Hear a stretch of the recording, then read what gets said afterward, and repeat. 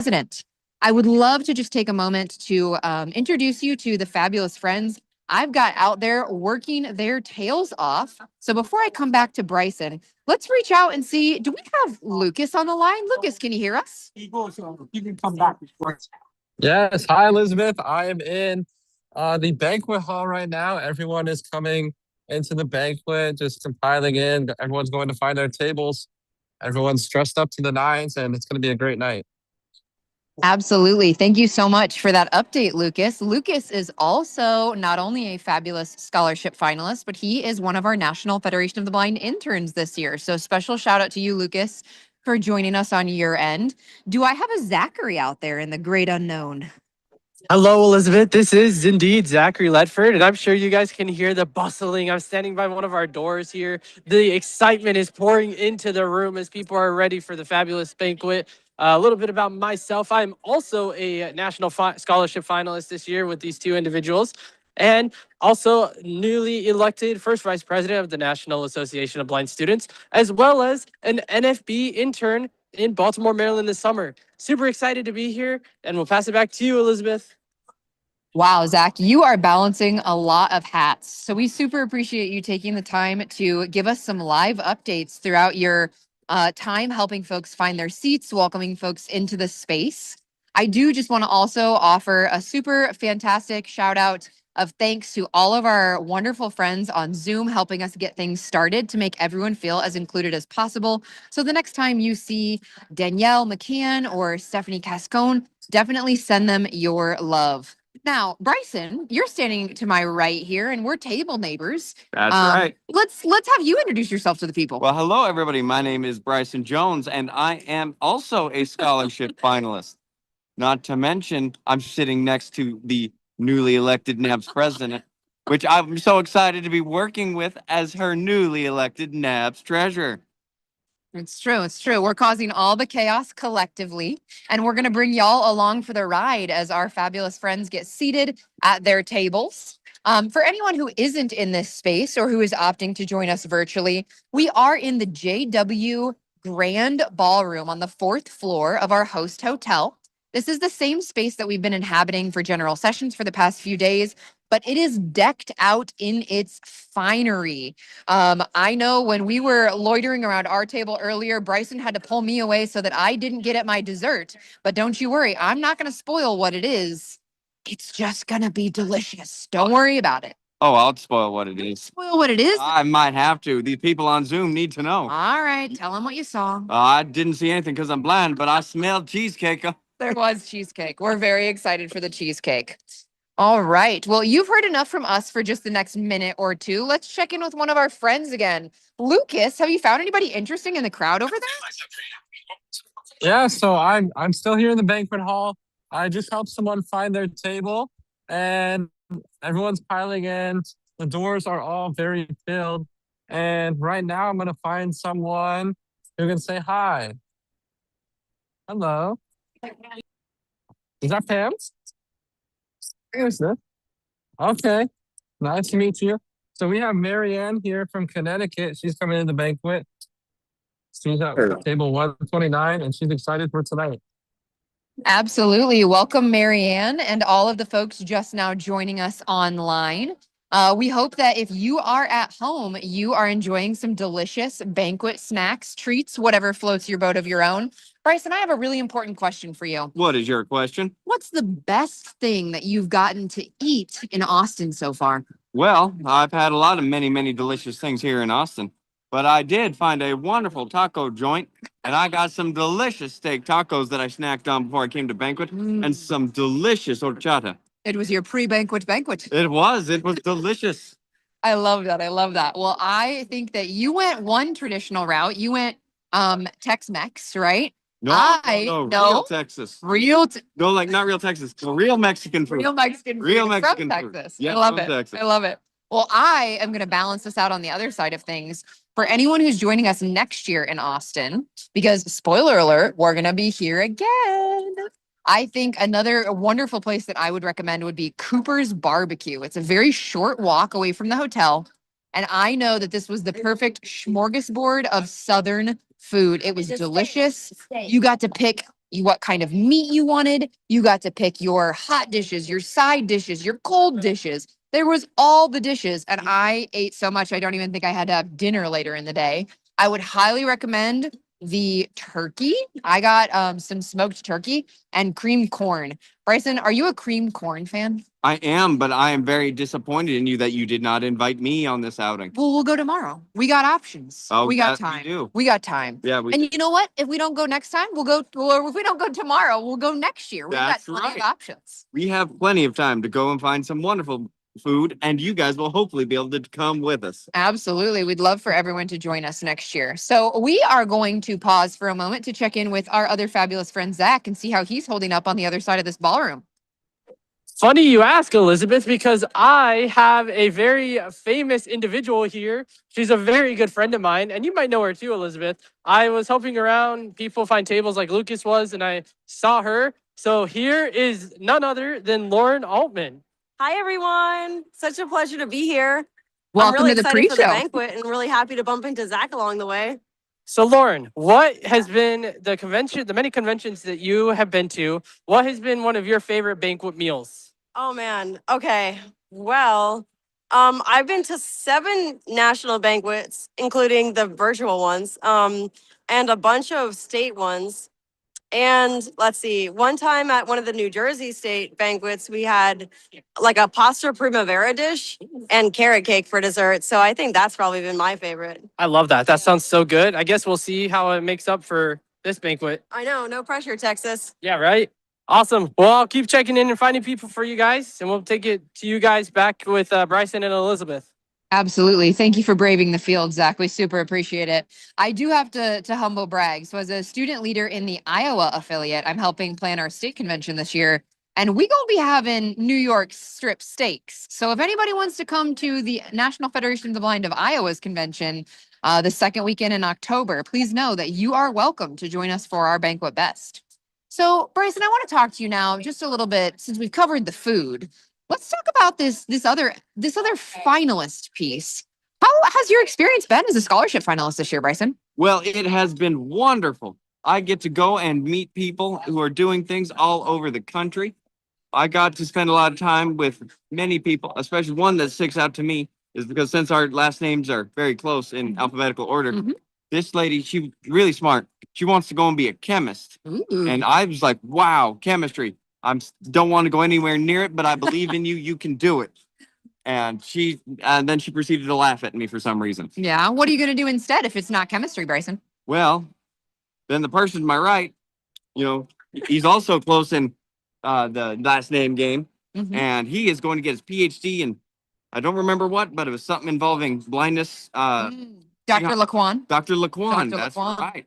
And he is working on really smart stuff that I'm not smart enough to keep up with, but I'll take some of his research, use it to apply it to make blind people better and make me tons of money. There you go. I love it. The long game. We are super excited for all of you to meet our fantastic scholarship finalist class later this evening. And then we won't be finalists anymore. We'll be winners. Isn't that exciting? That is exciting. Absolutely. All right. I am going to pause now to see if Lucas has found anyone else interesting on the other side of this space. Lucas, checking in.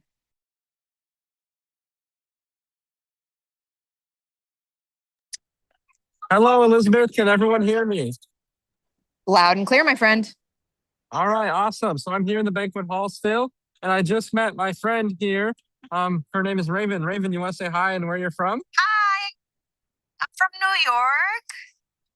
Awesome. And is this your first banquet? First banquet ever, and I'm really excited. Awesome. Raven is really looking forward to this banquet, and she's going to have an amazing night. Back to you, Elizabeth. I love it. I love that Lucas is helping us network from all the way across the room. Isn't that fun, Bryson? That is. He's doing his due diligence. Word salad. He is doing his due diligence. You can tell that it's the end of a Federation week because we are all a little bit worse for the wear in the diction department, but we are ready to go. And we know President Riccobono is going to bring the heat for his fantastic banquet speech later this evening. Bryson, do you like to play the word game at Federation banquets? Do you know that game? I do not, but I'd love for you to tell me. I would love for our folks at home to participate too. This is something that my friends and I have done as a tradition. we noticed that there's usually a pattern in National Federation of the Blind banquet speeches. When President Riccobono is diving into a topic, he usually hones in on one word that is used frequently throughout his speech. I know when I was a scholarship finalist the first time, as I am a Tenbrook fellow this time, it was the word synergy. And I thought it was just this incredible word choice because I had no idea what it meant. So I actually had to look up the word synergy to better understand what he was talking about. In previous years, it's been something like truth. My guess this year, okay, insider information, folks. My guess this year is creativity. So, Bryson, when you have a guess, you'll have to shoot me a text and let me know. Oh, well, I don't know if I'll be able to tell you yet. I will send you that. But Absolutely. you know, what's your favorite topic of the President Riccobono's banquet speeches? He's done many of them. He's been around since what, 2014? 2014. He's getting up there because he's still in his 40s. He's made that quite. He is. He's really living it up like a man in his 40s. In his 40s. Yeah. It's very important that in his 40s. Awesome. Well, yeah, I would say my favorite banquet speech so far that I've been a part of. I know he gave an incredible speech in the late teens. I don't remember when it was, but it was about the power of women in the National Federation of the Blind. And I know that you and I have both gotten to spend some fabulous time with some incredible women this week. Shout out to our first vice president, Pam Allen, to our Maryland affiliate president, Ronza Othman, many of the folks who have really guided me and been pivotal mentors and role models for me in our organization. Bryson, do you have any role models you'd like to give a shout out to? Well, you know, I really wouldn't be a scholarship finalist and going into the field that I'm attempting to break into without Pam's husband, Roland Allen, which is awesome. He's been a wonderful mentor to me. And he was the one who actually gave me the cane training while I was at LCB to not die. I'm so glad that you learned how to use your cane. We are all excelling and learning new skills every day. Let's just go back over and check in and see if Zach is got anybody else in the crowd that he wants us to meet or any updates he wants to give. Zach, you out there?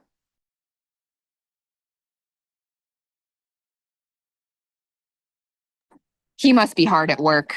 You know, Elizabeth, sorry. Oh, there he is. I'm sorry. I was having a really great conversation with the president of the National Association of Blind Veterans Division, Mr. Roy here. And we were talking about a little bit about his experiences. This is his 11th convention, his 11th banquet, and he's very excited. So I'm going to let him say hello quick. Hello, this is Roy Stimson. Awesome. All right, Roy. So I have a question. So we were just talking about Elizabeth and Bryson, our friends. They were just talking about President Riccobono's presidential or banquet addresses, excuse me. So do you have a specific message that comes to mind, like right now, that you have appreciated from a mentor like President Riccobono? He would have made a great Marine. A great Marine. Yeah, he would have. Would have. Yeah. Do you have a favorite memory of his that he's given from a message or a banquet address? Dr. Maurer is my hero. I'm sorry. No, that's okay. What about Dr. Maurer then? Dr. Maurer, he empowers people to be as much as they can be. I love that. Empowers people to be as much as they can be. You heard it here, folks, from Roy. Thank you, Roy, so much for allowing us to do that, and we'll pass it back to you guys.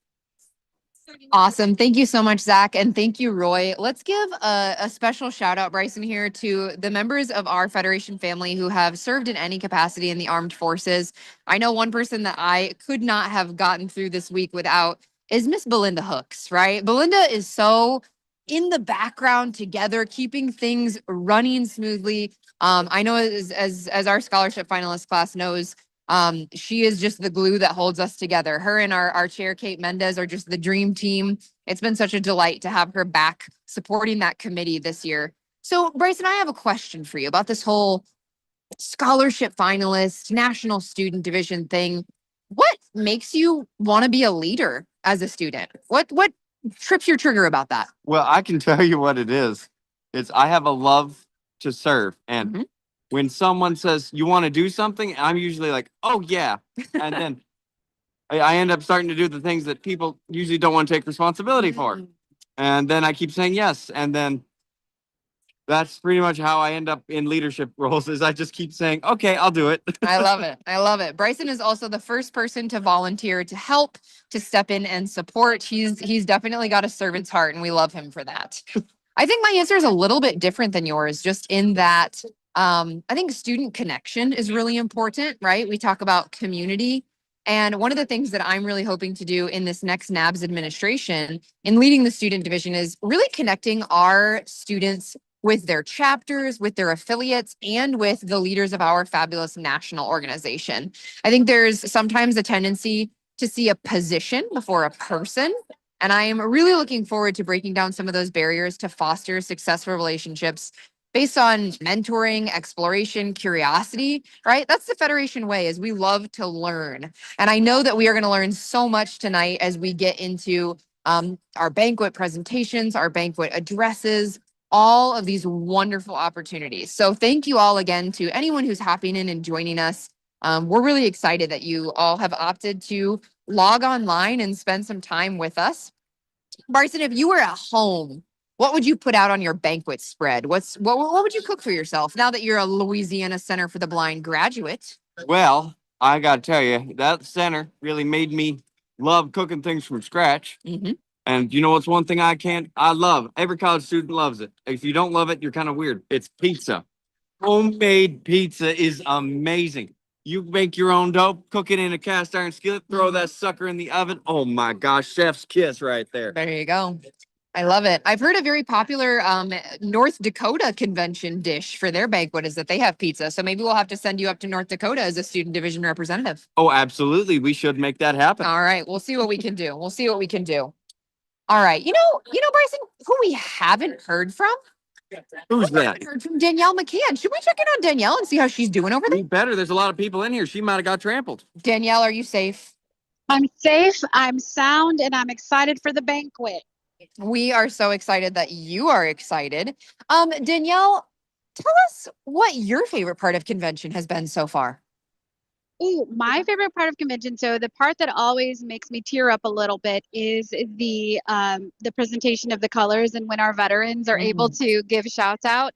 That always gets me a little weepy, and that national anthem with just the lone, was it I think a clarinet? Yes. My goodness, that was beautiful. But I think I have to say one of my other favorite parts of convention is just the connections. You can literally hear the connections being made all around the room where it's like, hey, I'm Danielle, I'm from Maryland, what's your name? And you could say, my name's Elizabeth, I'm from Iowa, and then we become best friends instantly. And I just love seeing that all over the convention. Danielle, did we just become best friends? Oh, 100%. We're besties for the resties. It's true. We actually took a banquet photo together and everything. So make sure, friends, that if you are at home, if you are joining us live, in person, online, you are snapping a banquet photo. And I wonder if there's anybody out there who can remind us what our NFB, our National Federation of the Blind hashtag is for this convention, so we know what's going on in your banquet. Danielle, would you or Stephanie be able to provide us that info? Oh, I do know it actually. So our hashtag for convention is NFB 26. So NFB 26. Amazing. Darn. And I thought it was NFB donut. No, you goofball. We're not having donuts. We're having cheesecake. Oh, yeah, that's right. You silly bean. You silly bean. All right. Should we check back in on Lucas and see how he's doing? We better. Lucas, are you out there? Oh, I heard him. There he is. Hey, Elizabeth. We How are you? are back. I've stepped out of the banquet room, but I'm still really close by. I'm outside by a couple of the door marshals here. I have one here with me, Justin. Hello. Hello, Justin. Welcome to Yeah, they can hear you, the they can hear you. pre-show party. Can't hear them. Hello. Oh, we can hear Hi, him. everybody. Absolutely. This is Justin Young. I'm at the Salon 7 door marshaling with our friends here to make sure everyone can get to their table, know what door they need to get in. At the end here, we have marshals outside every single door calling out the table numbers at the respective doors, and we're happy to have everyone come to the banquet. Absolutely. Yes, Elizabeth, we have a lot of members here working outside of the banquet hall to get everyone to their seats. Back to you. Absolutely. Shout out to all of our ambassadors, spearheaded in part by Dan Burke and in part by Corb O'Connor. We know that we could not have such a successful convention without you. So always great to hear. I do have to give a shameless plug. Justin Young is a great, great friend of mine. And if y'all did not catch during one of our general sessions at this year's convention, Justin's wonderful report alongside the rest of our exceptionally skilled governmental affairs team, you will definitely want to catch that recording when it has been posted live. Bryson, what other general session moments or presentations have stuck out to you? What have you enjoyed learning about? Well, it's hard to tell and hard to narrow it down because they're all just so wonderful and awesome.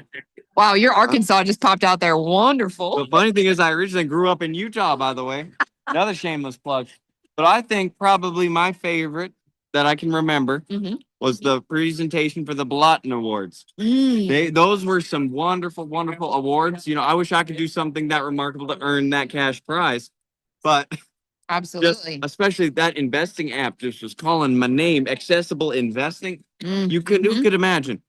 Now we don't need get sighted people to do it for us. We can do it ourselves and make our own stock decisions and make our own money. Absolutely. And I actually was really excited to learn that the art organization was expanding its tactile art presence. I actually had an opportunity to sign up for that program in June.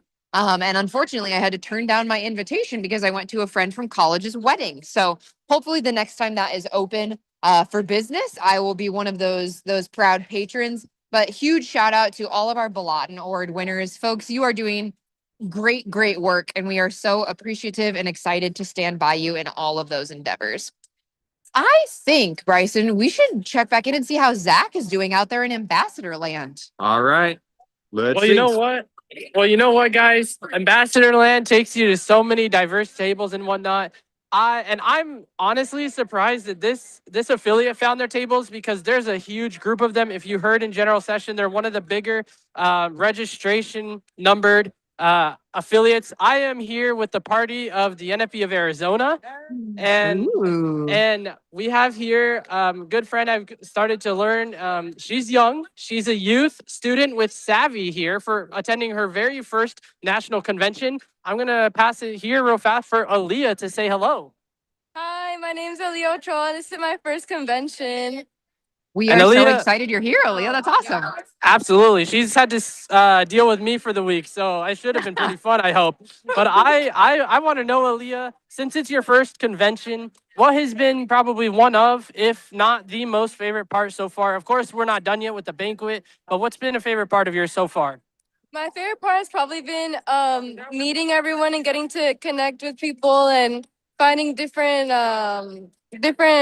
like opportunities to do, and yeah. I love that. Connection is one of the better parts of convention, in my opinion, and a lot of people would definitely agree with you. Aaliyah, we hope you come back and more of that. We hope you're continuing to learning more at Savvy and having a great time in Arizona. It is pretty hot over there, so you're probably used to the weather.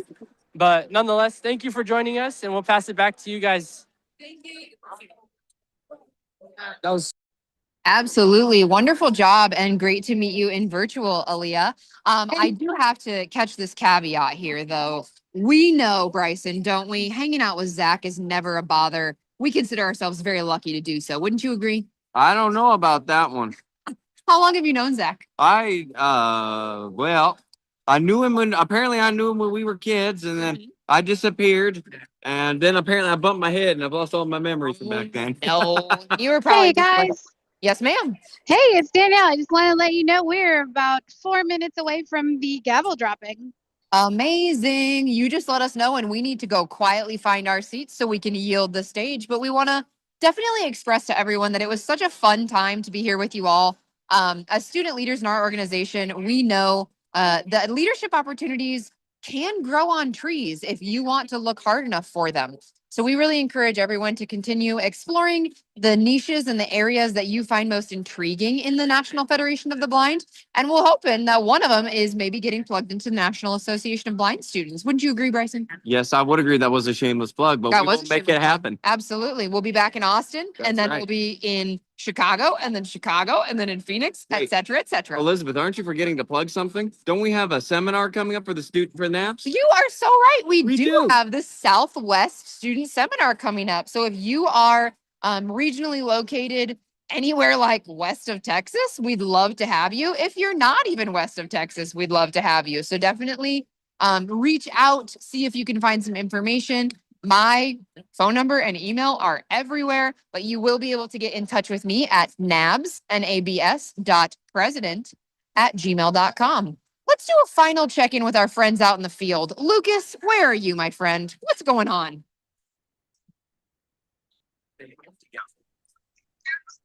Okay, Elizabeth, I'm here out at the banquet floor. I'm actually at a table this time, and I'm here stumbled upon one of my good friends who is also a student himself. Nikita, you want Hey, to introduce yourself? Lucas. Hey, Lucas. Nikita We got a Razenkov of Virginia. We got about 2 minutes left, y'all, before the gavel falls. Oh, Quite a crowd packed in here. Awesome. Back to you, Elizabeth. Awesome, awesome. Danielle, is that you encouraging us to wrap up, my friend?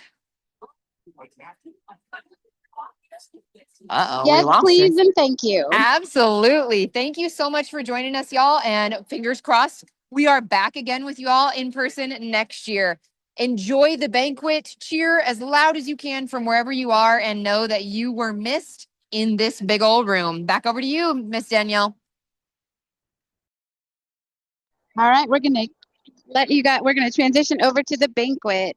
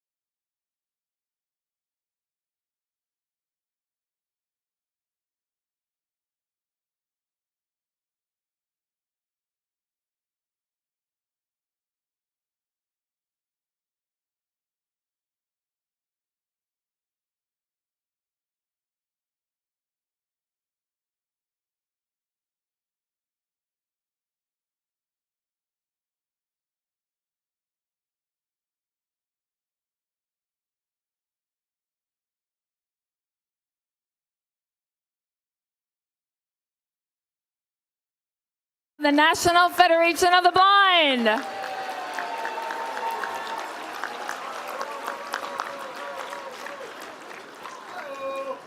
As we begin this evening, if I could have your attention, please, I would like to introduce for our invocation the Secretary of the National Federation of the Blind of Texas and Treasurer of our Houston chapter, an extraordinary leader and builder.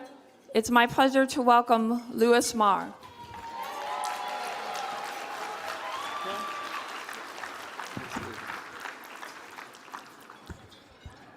Let us take a moment to quiet ourselves and reflect upon our own individual values and beliefs. Let us harness our values and beliefs to provide energy, motivation, and direction to one another at these meetings and throughout the year. Amen. Thank you, family.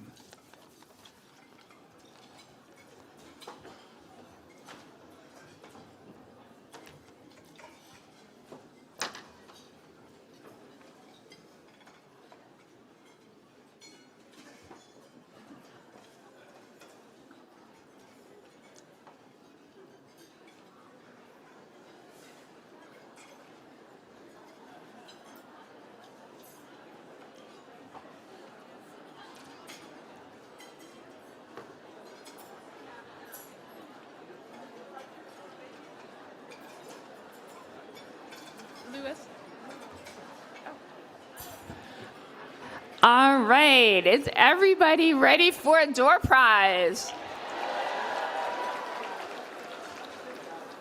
All right, so we have some great door prizes, and thanks again to everyone who contributed door prizes, all of our affiliates and divisions. We really appreciate that. Our first door prize this evening is for $50. $50. Yep. So, if this individual is here tonight, they will be winning $50. How about Emily Groom from Tennessee? Is Emily here? Emily Grooms from Tennessee. Going once, Emily Grooms from Tennessee. All right, we are going to move up, still for $50, but how about, let's see, this is someone from Texas. Anyone from Texas here? How about Edgar Lozano? Is Edgar Lozano here? Edgar Lozano, going once? Edgar Lozano. We got you. All right, congratulations, Edgar.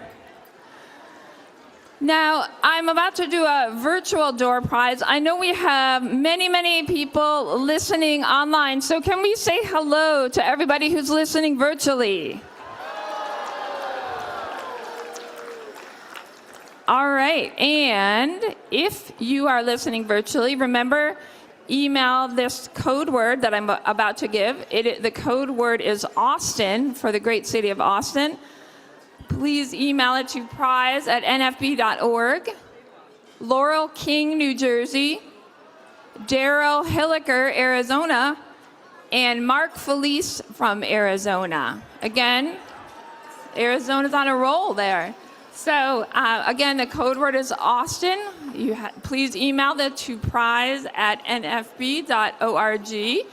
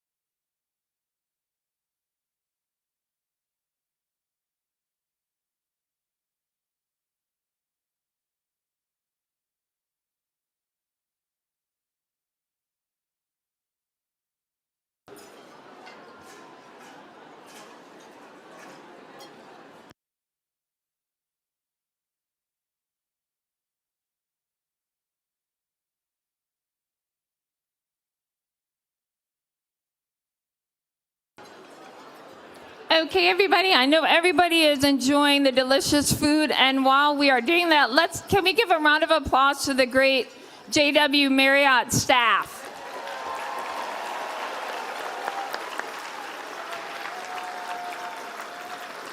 I can say they have been exceptional this week. So we are so thankful to the hardworking staff. It's helped make our convention such a success.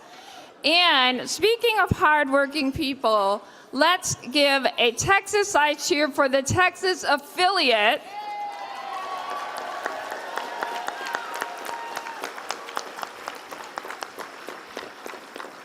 I know how much work it takes to host a convention, and Norma and her crew have gone above and beyond this week and made this convention such a success. So thank you so much, Texas, for your great hospitality. In fact, I think we should have a door prize in honor of the great Texas affiliate.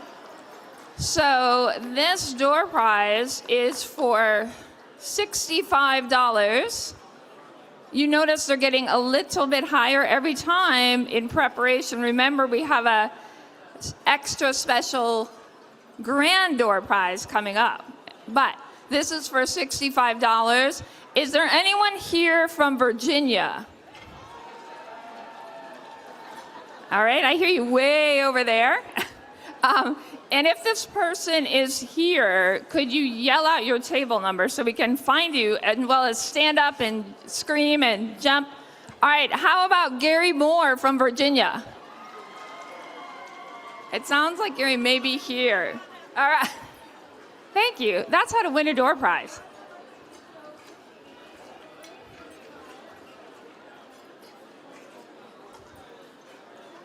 Now, as everybody is enjoying their food, I just want to say how excited we are here to be together tonight for the highlight of our week. During this week, we have learned together and laughed together and dreamed together and strengthened the bonds that we share. And tonight, we are celebrating where we've been and where we are going, and the power that we have to transform by working together. Now, as you know, we're in Austin, which is a great place for live music. Did anyone see any good live music this week? Now, I can't imagine, though, I know it's a great music scene here in Austin, but I can't imagine anywhere else in the world that's more energetic and more hopeful than this banquet. So I'm so happy to be here with you tonight. In just a minute, we are going to watch a video. And how many people in this room have received a scholarship from the National Federation of the Blind? Let's hear it. And I know how important our scholarship program is. I know we're all looking forward to later in the banquet hearing about our scholarship winners this year. This video is a thank you to all of the supporters that make our scholarship program possible. Thank you.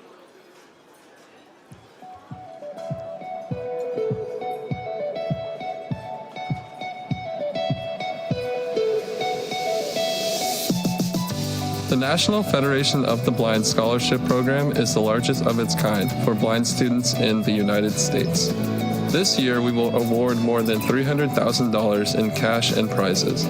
Each of our winners will receive a total monetary award of $10,000. We would like to recognize the generous partners who contribute to our $10,000 scholarships and those who add cash and prizes to help make this such a dynamic program. The Kurzweil Foundation and Ray Kurzweil contribute to each recipient's award and provide each finalist with a commemorative plaque in both print and braille. Ray Kurzweil is a longtime friend of the Federation and deserves our special recognition. The Jesse and Hertha Adams Trust supports many of our scholarships, as well as substantially contributing to bring each of our finalists to National Convention, so that our students can benefit from exposure to the National Federation of the Blind and the amazing networking opportunities our convention affords. Many of our scholarships proudly carry the name National Federation of the Blind. Our members acknowledge academic excellence and leadership in making these awards. Some scholarships are supported by the Lillian S. Edelstein Trust. The students receiving these scholarships hail from or will be attending college in Washington, Idaho, or Oregon. The Jesse and Hertha Adams Trust Scholarship is made available for those individuals who wish to achieve their dreams. Success is acknowledged through hard work and the effort you put forth. And the Jesse and Hertha Adams Scholarship acknowledges both. The Handed Braille Scholarship is awarded to individuals studying social science, international relations, or governmental affairs. Handed's mission is to provide Braille and other forms of accessible media to organizations and individuals. The nonprofit specializes in Braille production in languages other than English, especially languages that do not use the Latin alphabet, and wishes to support a student with unique perspectives. The Charles and Betty Allen Scholarship, funded by Charles and Betty before their passing, is a reflection of their commitment to education. Charlie, who was extremely successful, left school at an early age to care for his family, but retained a strong belief in higher education. The EU and Jean Parker Scholarship honors two longtime leaders of the National Federation of the Blind, whose participation stood for strong principles and strong support of the Federation's work. This year, 3 scholarship winners will receive Charles and Melva T. Owen Memorial Scholarships. First established by Charles Owen in loving memory of his blind wife. These 3 awards are now endowed to honor the memory of both. In founding these scholarships, Charles Owen wrote, "There shall be no limitation as to field of study, except that it shall be directed toward attaining financial independence." The Dolores Reisinger Memorial Scholarship celebrates her unwavering commitment to the National Federation of the Blind. Although she is especially remembered for her passionate leadership in promoting the Federation's positive philosophy during Blind Equality Achievement Month, Dolores also dedicated countless hours to advancing equal access and opportunity for blind people, including advocacy efforts supporting accessible voting. The Adrian Ash Memorial Scholarship is given in loving memory of Dr. Adrian Ash, a consummate scholar and longtime member of our scholarship committee. Anonymous contributors, you know who you are, and we thank you very much. The JAWS for Windows Scholarship is funded by the developers of the JAWS screen reader Vispero.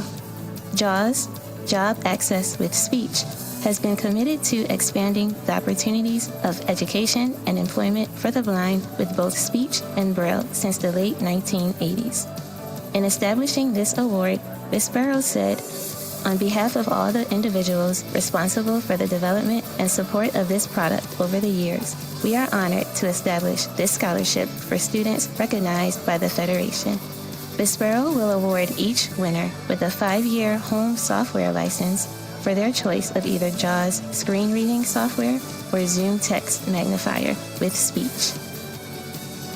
The Mimi and Marvin Sandler Award is funded by longtime friends of the Federation, Mr. and Mrs. Sandler. Marvin Sandler served as president of Independent Living Aids for more than 30 years. He and his wife wish to further academic excellence by sponsoring this award. The Jacqueline Billy Memorial Scholarship, awarded in memory of Jacqueline Billy, honors her leadership, dedication, and commitment to the National Federation of the Blind throughout her lifetime. Jacqueline was a tireless advocate for the blind and a loving friend.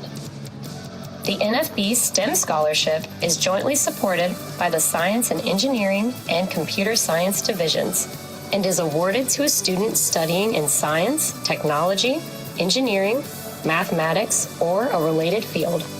Members of these divisions wish to encourage the success of blind STEM students in their chosen field of study. 2 scholarships funded by the Edith R. and Alvin J. Domro Foundation will be awarded. The foundation supports college scholarships and has funded their scholarships to encourage academic excellence. The American Action Fund for Blind Children and Adults will sponsor 2 awards.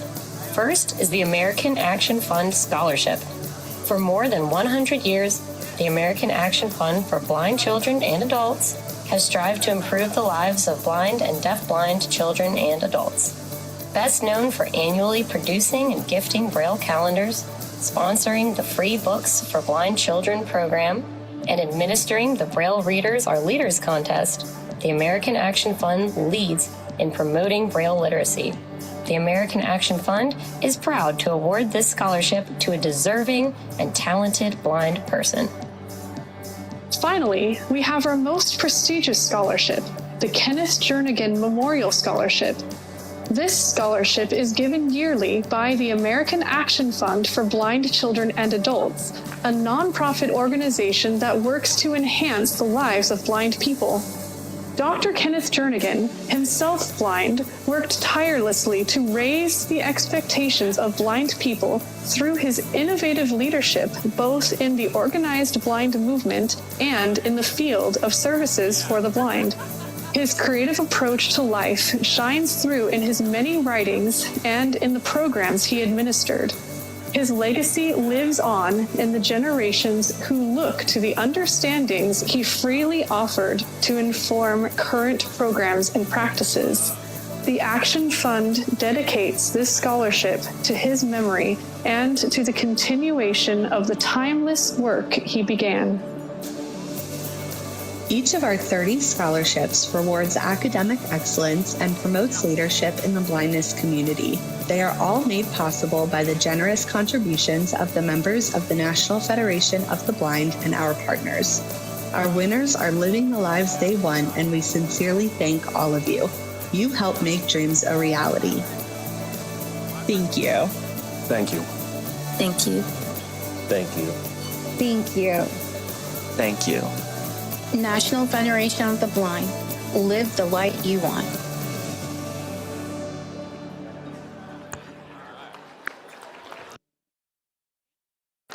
Thank you so much. And let's have a round of applause for all of our scholarship supporters.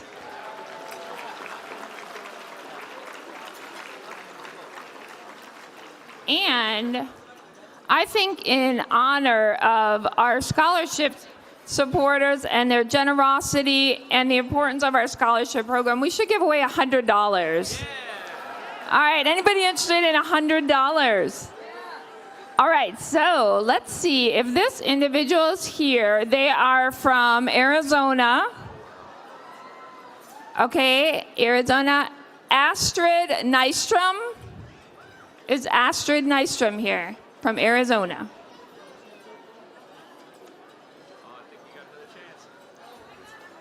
Okay, thank you. Congratulations, Astrid.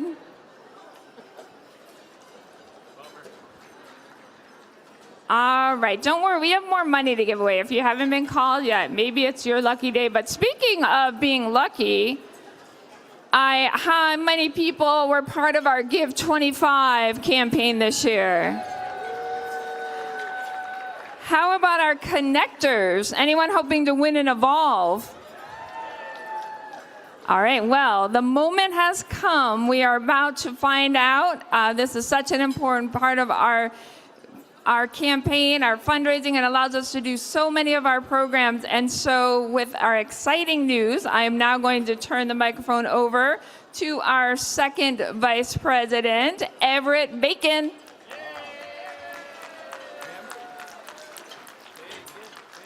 Did I miss it? Keep coming up.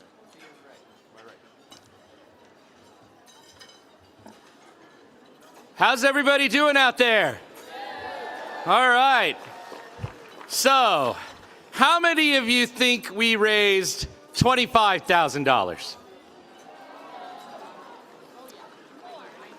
Is it more or less? More.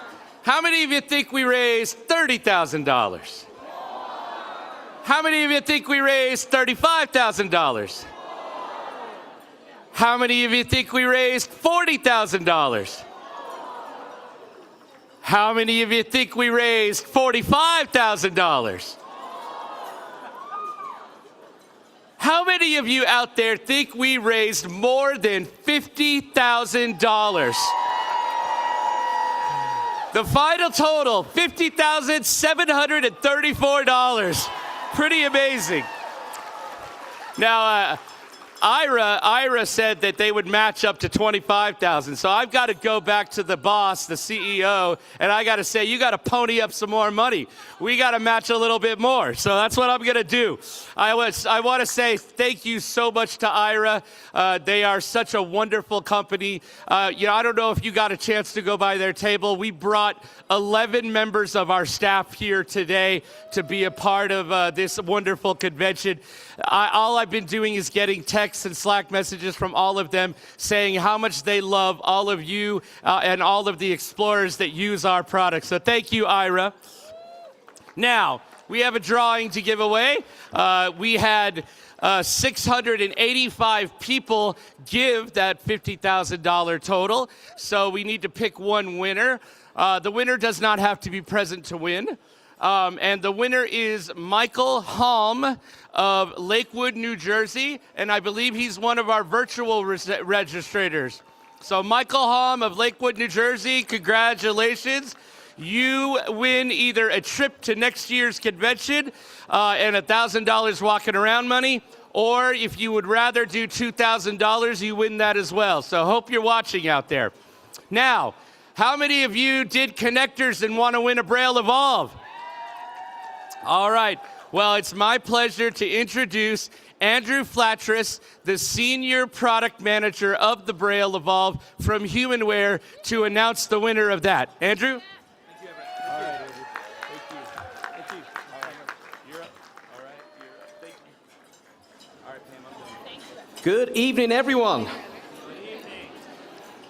On behalf of all of us at Humanware, thank you to the National Federation of the Blind for your partnership, your advocacy, and the invaluable feedback you've shared with us over the years. This is my 7th NFB National Convention, and it's always one of my highlights of my year.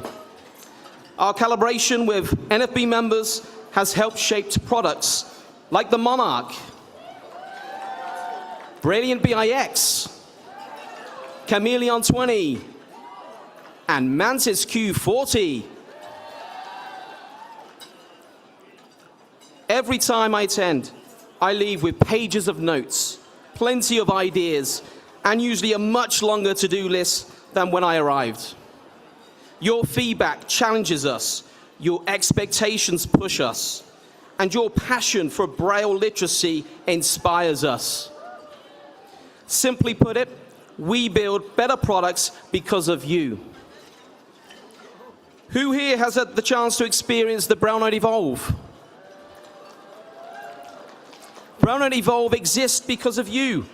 You challenged us to rethink what a Braille note taker could be, combining the simplicity and productivity of Keysoft with the power and flexibility of Windows. Tonight, we're proud to support the National Federation of the Blind's Give $25 campaign by donating a Braille Note Evolve, which will soon be awarded to one lucky winner. But before I announce that winner, I'd like to say one final thank you. Thank you for believing in the power of Braille.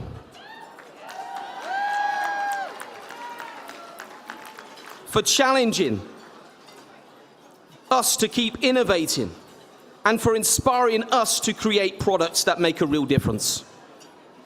Your partnership means a great deal to everyone at Humanware, and we're honored to be part of this incredible community. So who wants to hear the winner? Are we ready? Well, congratulations to Erin Daly from Colorado.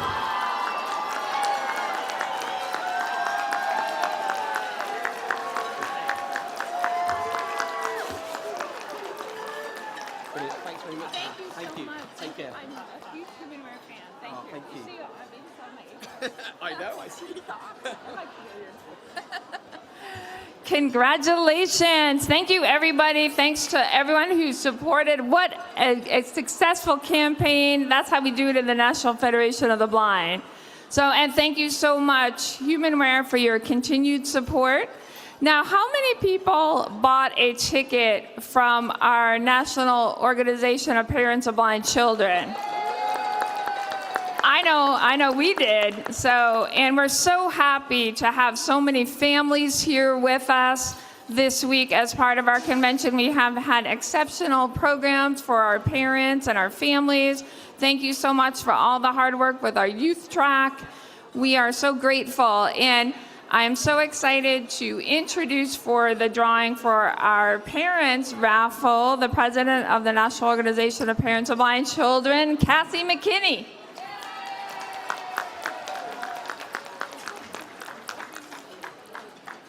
Good evening, Federation family.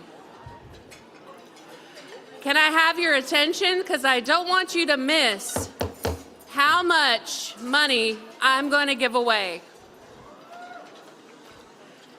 So I want to take a moment to thank the Board of Directors and members of our National Organization of Parents of Blind Children for their efforts in collecting all your money this week. How many of you want to know how much money we raised? All right. Because of your love and support for parents of blind children, we raised $5,110.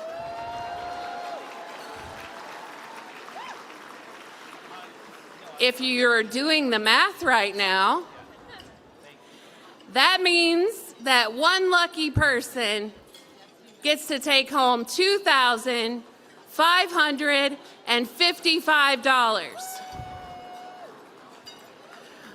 All right. Now, this person lives in the Southeast. Is there anybody in this room from the Southeast? Is there anybody in the room from Tennessee?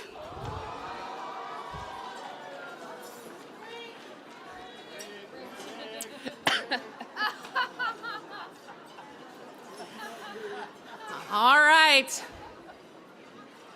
The person who's going home with this money is Amanda Jutton.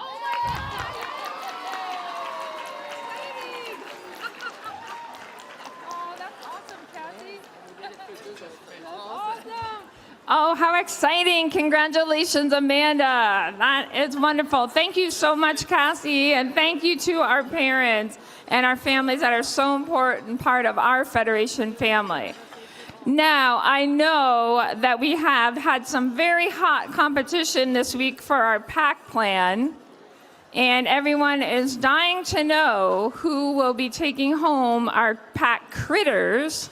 So for some very exciting announcements, it's my pleasure to introduce the chair and also president of our National Federation of the Blind of Illinois, our PAC chair, Marilyn Green.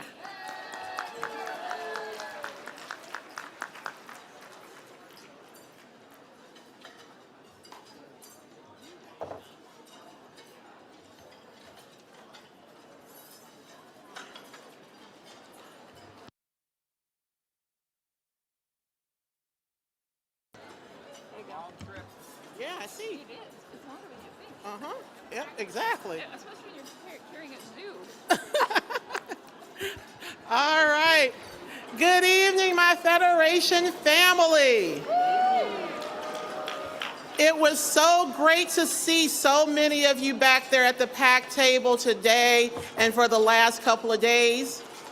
We hope that you learned about the PAC plan and how far your dollars go for us to live the lives that we want so that we can dream big. And I know that as Pam just mentioned, you want to know about the competition, but I want to talk about a few other things. We were annualized to receive a little more than $442,000 at the beginning of this convention. Now at the close of this convention, we are annualized to receive over $458,000 this year. We are so appreciative of the dollars that we give. We know that today each and every dollar counts, but we know that you love the Federation. And we are so happy to be a part of this great movement. And so with all of that said, we have a couple of prizes. We have some $250 gift cards. So for the person who increased their contribution during this convention, who will walk away with a $250 Visa gift card. Noel Nightingale, if you are in the room, you can meet me at the bottom of the stairs after I finish this presentation. Also, for the person who started a new PAC, we have Katrina Howard Reeves from Mississippi. Mississippi was hot this week, y'all. So, but I know that there are other things that you all want to hear about. Yeah, Yeah, the critters, yep. Well, you know, the rat is very popular, but, you know, he has some friends. And we want to talk about the rat's friends first. So I want to talk to you right now about the pachyderm. So the pachyderm is for the state that raises its contributions the most by percentage. So is Texas in the room? All right, well, y'all didn't come back to the PAC table enough. Sorry to tell you. Is anybody from Maine in the room? All right, well, Maine, you didn't quite make it either. All right, but you know who did make it to get that pachyderm? It is my friends in Mississippi, so you all keep on ringing those bells. Yeah, Mississippi, you brought the bells. Last year was the tambourines, this year was the bells. So next year, maybe you bring another instrument. And maybe you can get the pachyderm again, or maybe it can be the rat, but we're not done yet, because maybe you're taking home the rat tonight. But now I want to talk about our friend, Mr. Mule. Yeah, Mr. Mule, it's been a lot going on for him this last week. He's been bounced around. He thought he was going to go visit the blind educators, and, you know, then they kind of left him high and dry. So now I want you to know that those six-legged teams, you all got in the mix with NAGDU, but you all need to move a little bit faster and get a few more legs. NAGDU came in at number 3. Yeah. You know who came in at number 2? My friends in the National Organization of Black Blind Leaders. But I'm here to tell you, I've been doing this job. This is my 3rd convention. And I'm here to tell you, I haven't seen anybody who can beat the seniors yet. The seniors walk away with the PAC mule again. All right. And then I know you want to know about that rat. That little cheese-eating rat. Yeah, that little cheese-eating rat. So, Texas, are you still here? Yeah, you didn't make it though. You did not come back there to visit me and my friends enough. Maybe next year. We'll be back in Austin, so maybe Texas will take it home next year. I want my friends in Mississippi to know you came pretty close to walking home with the rat and the pachyderm. Yeah, you did, but no such luck. Maybe next year bring the tambourines and the bells and another instrument, and maybe Mississippi can get that pack rat. But you know who's taking home the pack rat? I know that some will not be happy, but I'm actually kind of happy that the rat is going to a place where the only thing that's higher than the mountains is the high expectations.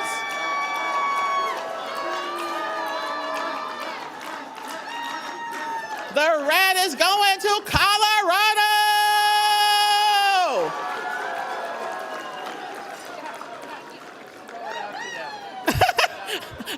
I've been told to throw the rat out to you all. I've been told that the rat should be thrown out to. I wouldn't do that to my friend the rat, and I wouldn't do that to my friends in Colorado.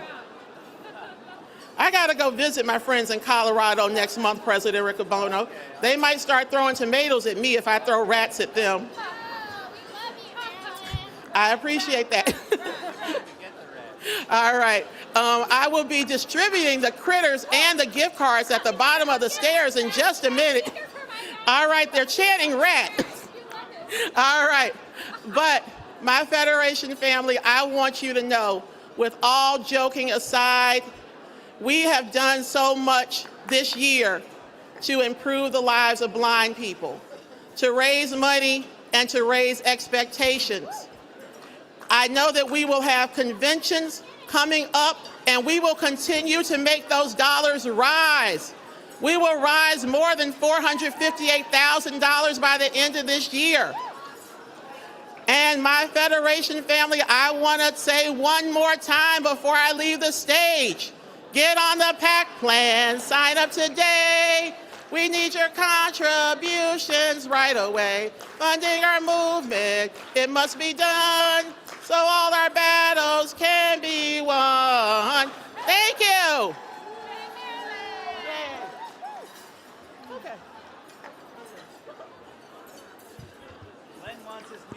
All right, congratulations to all of our winners. Thank you so much, everyone, for supporting our PAC program. Thank you, Marilyn, and everyone who helped out at the PAC table. We appreciate all of you. Glenn Crosby is very happy to get his cute little animal up here. Very excited. So how many people would, in honor of all these great drawings and our PAC program, how many people would like to win $100?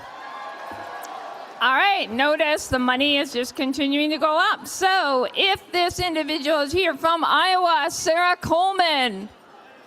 Sarah Coleman. Sarah Coleman from Iowa. If you're here, please stand up and yell out your table number, Sarah Coleman.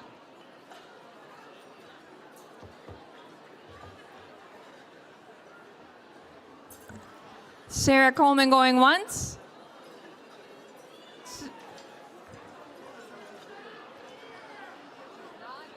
Okay, got it. Not here. So we're going to draw again. And this person, oh, we got Sarah. Never mind. One moment. We're verifying Sarah is here. We've got. Can you stand up, please, if you are here, Sarah? Someone at your table, stand up and yell out your table number so we can find you, because we are getting.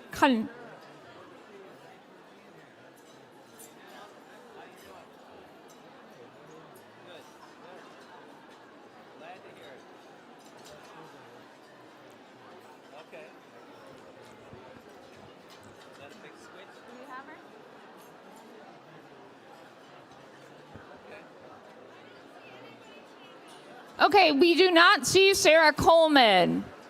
So I am going to draw again. This is for $100 and Mia Sandoval from Colorado.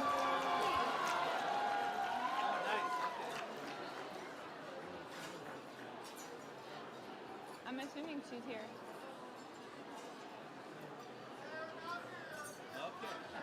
Not here? Okay. All right. So I'm trying to give away $100.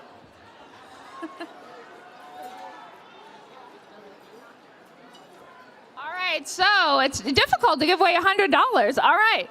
So we just heard a lot of great things happening in Mississippi in our pack winners. So how about Stella Threadgale from Mississippi?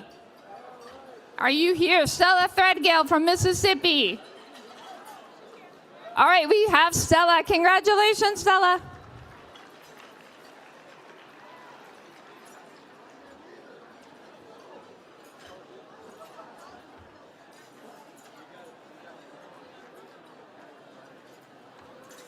I also want to give away a virtual door prize for everyone who is tuning in virtually. We're so glad that you're here with us tonight.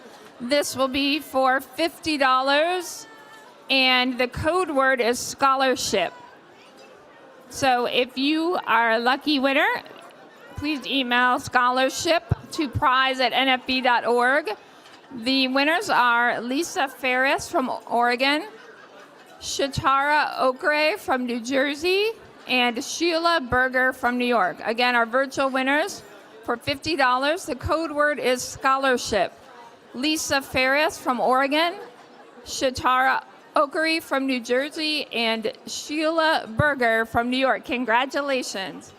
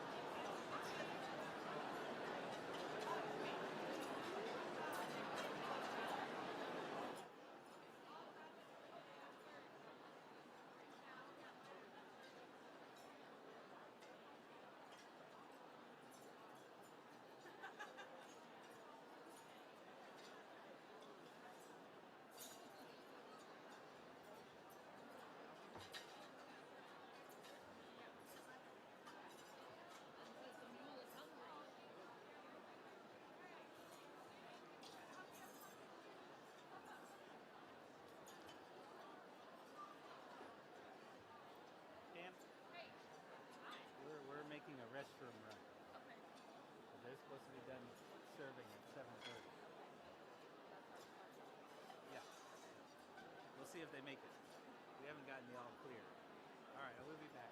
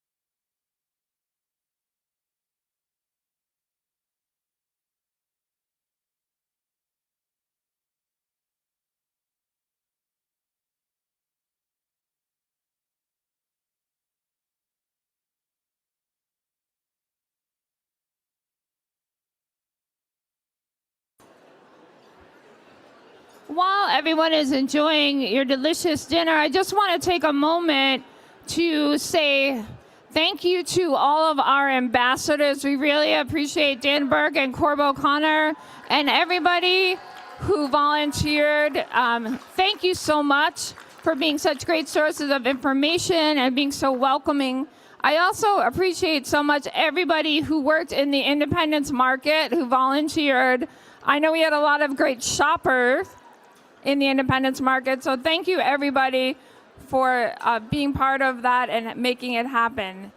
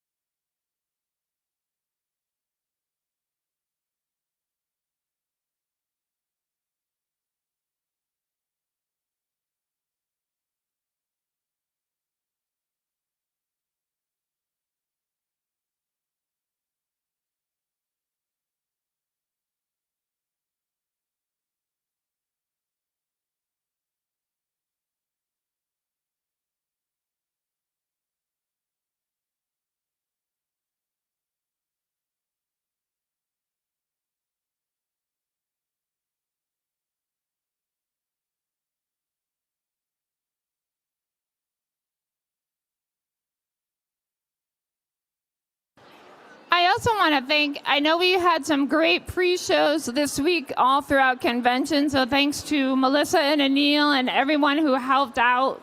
And this evening, before our banquet, thanks to our NABS crew, Elizabeth Rouse and Zachary Legbird, Lucas Grease, and Bryson Jones for being part of our pre-show banquet banner.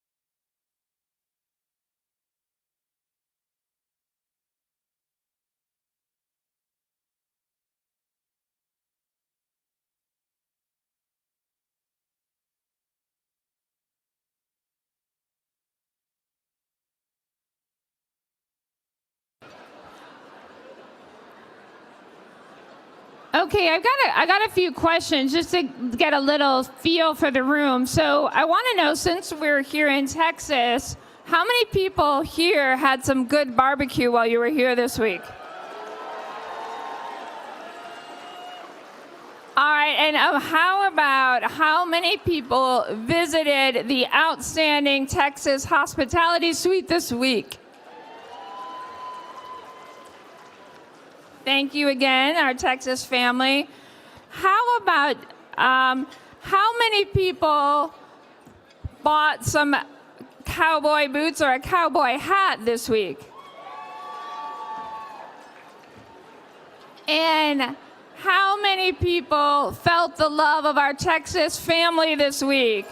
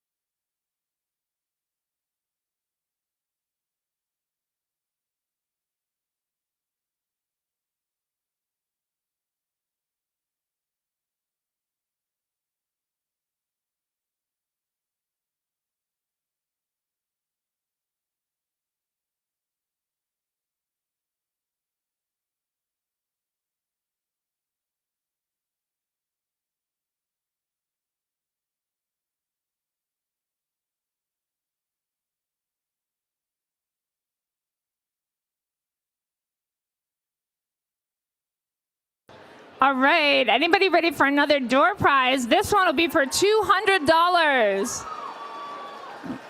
And the lucky winner, if he is here, is Nathaniel Wells from Connecticut. Nathaniel Wells from Connecticut.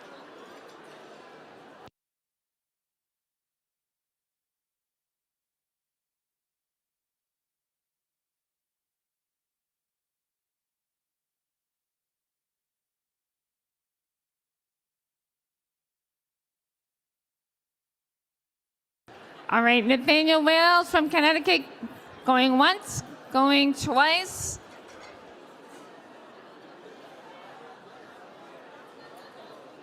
All right, we are going to draw again, and if they're here, Isaiah Braylon from Oregon.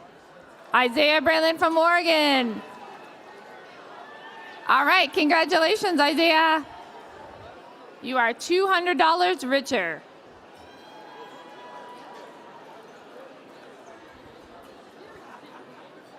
All right, so let's just have a little fun. How many people are here from the north? Say, let's hear it. Okay, how about the Midwest? East Coast? How about the West? How about the South? I don't know. I think the South wins. What do y'all think?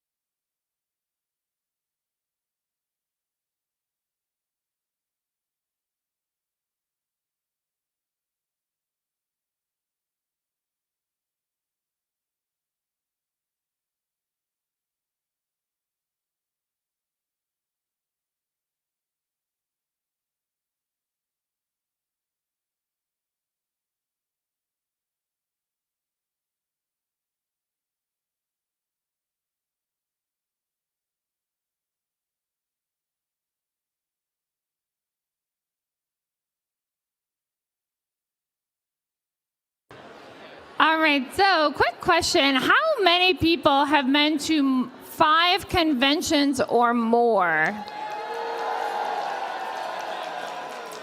Okay, that's a lot. How about 10 conventions or more? How about 15 conventions or more? Okay, 20 conventions or more? How about 25 conventions or more? All right. How about 30 conventions or more? 35 conventions or more? Well, it's getting... How about 40 conventions or more? All right. A mighty crowd. How about 45 conventions or more? How about 50 conventions or more? And how about 60 conventions or more? All right. And how about if this is your first convention? Let's hear it. Woo, that's what we like to hear. So we know that you have found many, many reasons here this week to keep coming back.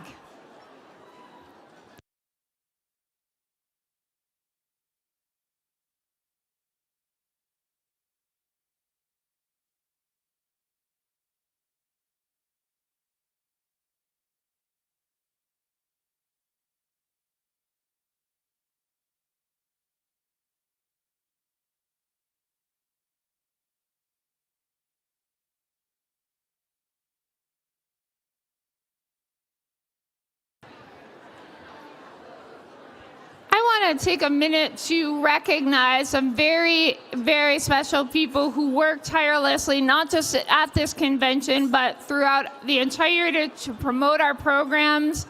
Their professionalism, their commitment, the heart that they give, the energy that they show always. Let's have a big cheer for our staff of the National Federation of the Blind.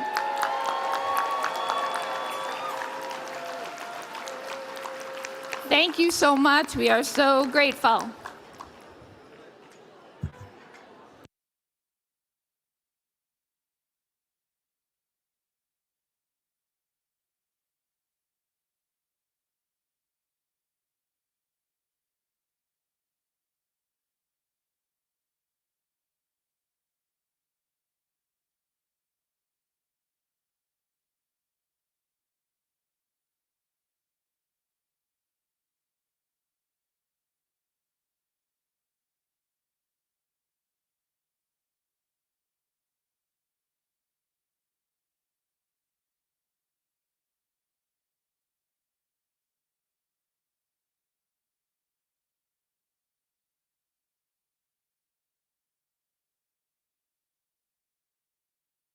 All right, I have another $200 to give away if anybody's interested.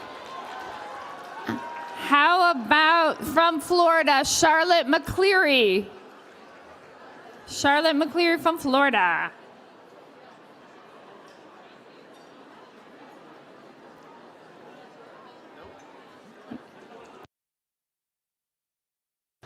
All right, we are not seeing Charlotte. So I'm going to draw again. And the winner, if they are here, is Ronald Hilliard of California. Ronald Hilliard of California, are you here? If you are, stand up, yell out your table number.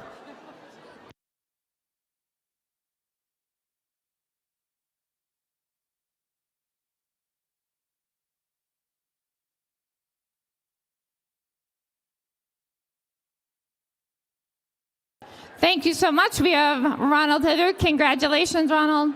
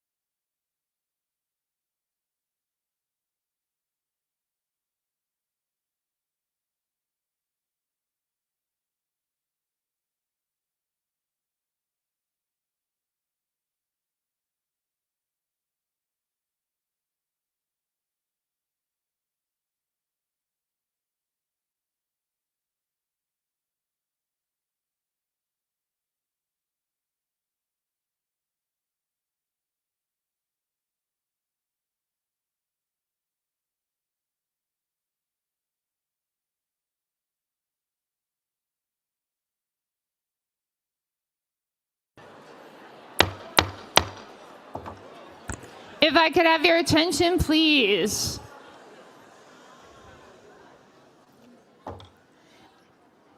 It is now my pleasure to introduce our head table. So I'm going to be starting to my left, your right.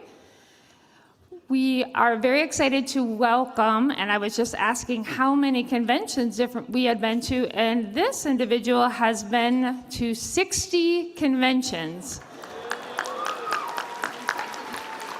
Yes, 60 consecutive conventions. So I'm very honored to introduce a fearless fighter and our friend, Mary Ellen Jernigan.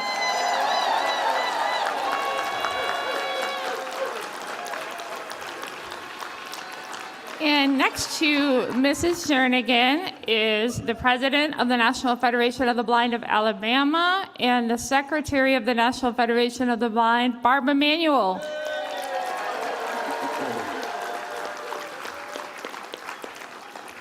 Next to Barbara is a woman who has been everywhere this week, nonstop, never-ending energy, and a heart full of love.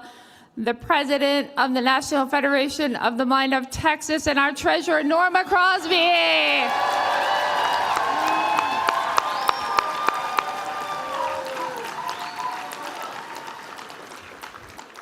And the proud winner, he's holding his PAC prize very closely, proud winner of the Mule and leader in so many different capacities in the National Federation of the Blind. Currently, our president of our senior division, Glenn Crosby.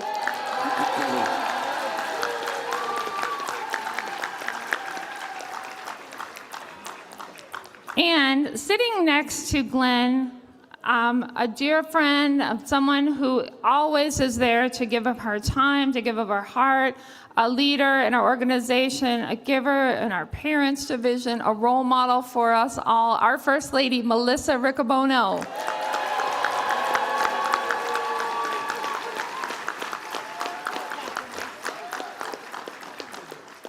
Now I'm going to skip over this next person. We'll come back to that in just a moment. And sitting next to me, a leader in the National Federation of the Blind of Louisiana, cane travel instructor extraordinaire, my husband, Roland Allen.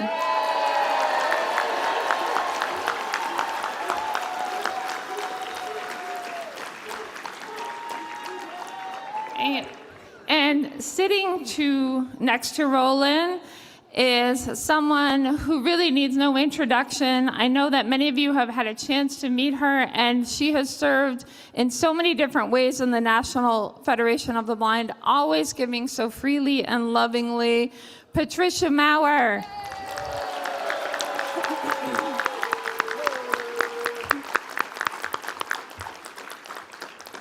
Sitting next to Mrs. Maurer is our longest serving president, someone who never stops, Dr. Mark Maurer.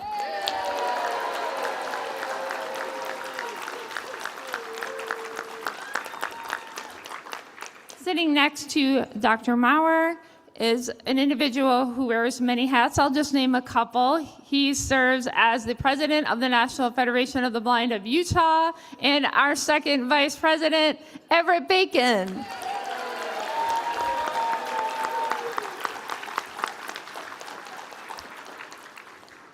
And next to Everett, we have an individual who is a renowned researcher and neurosurgeon, a dedicated member of the National Federation of the Blind, someone who is blind at heart, Dr. Angela Peters.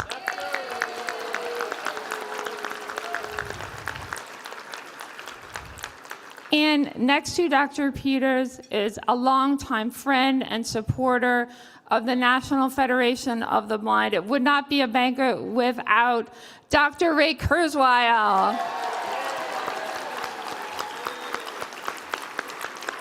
Can we please have a round of applause for our head table?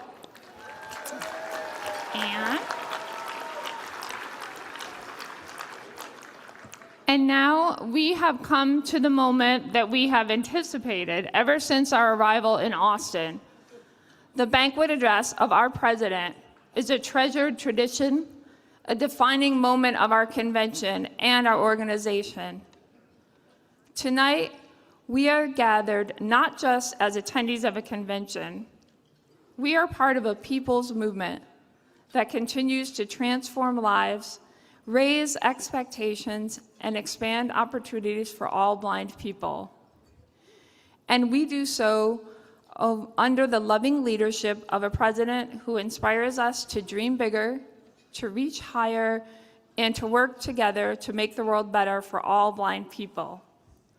Tonight, as we celebrate our collective power and the loving bond we share that makes the work of the National Federation of the Blind possible, let us reflect on the profound difference President Riccobono has made and continues to make in our lives and in the lives of all blind people. Never settling for good enough and always being a champion of change. It is my great honor to introduce our beloved President, Mark Riccobono. Thank you, Pam.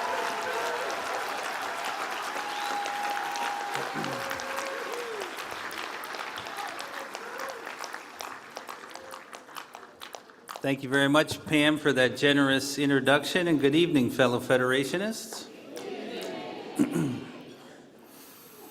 Each of us gathered here tonight at the banquet of the National Federation of the Blind experienced some form of nursery rhymes in our early years. While the term nursery rhyme comes from 18th century Britain, rhyming songs for young children are shared in cultures and languages across the world. Dozens of languages share the same nursery rhymes. One example that I feel confident every person here knows is row, row, row your boat.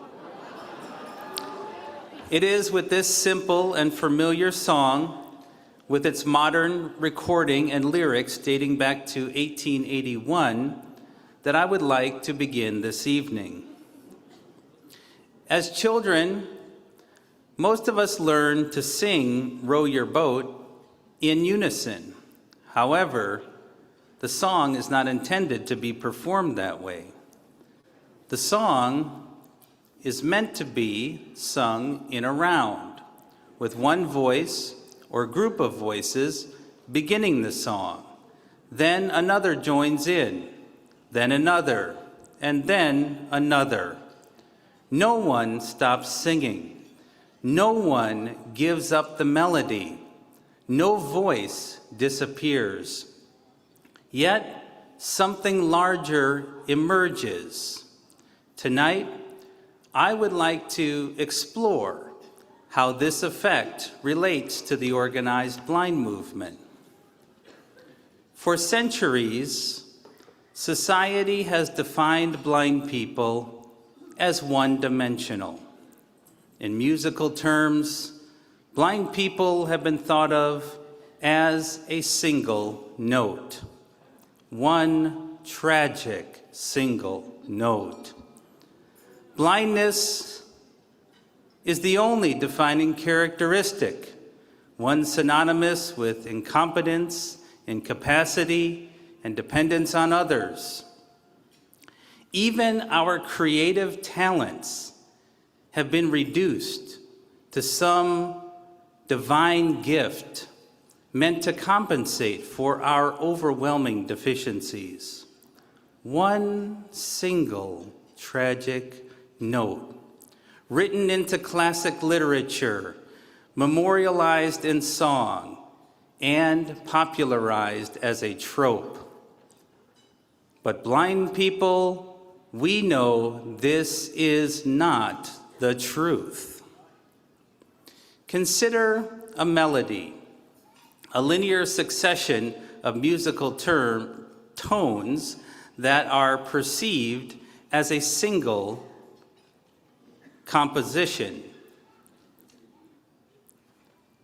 Although different melodies may have similar notes, giving them common characteristics, each melody has beauty, character, and integrity on its own. Our lived experience as blind people demonstrates that we also have character that is far more dimensional than society has believed, far more elaborate than a single note. Each of us possesses talents, experiences, strengths, and aspirations. Blindness is merely one of our characteristics, not the entirety of our identity. Furthermore, our experience is that being blind is not the tragic note that many fear, but it is an important tone that influences the beauty of our unique melody. However, all too often, society has convinced blind people that our melody is broken, and systems have been established to fix it. You might say that the vision industrial complex is to blind people what the misapplication of auto-tuning is to musical works of art. Unfortunately, many newly blind people and families of blind children are only exposed to the misconceptions about blindness. They begin to internalize these negative messages, and that noise can interfere with their personal melody. In acoustics, this is known as destructive interference, the effect of misaligned sound waves partially canceling one another. This is not a creative hypothetical. This was my life experience for much of my first 20 years. On a daily basis, society reinforced for me the false notion that vision was a requirement for success. This noise prevented me from seeking the tools and techniques I needed, from building the creative capacity to minimize the destructive interference, and from exploring the composition of my melody. Does this resonate with any of you?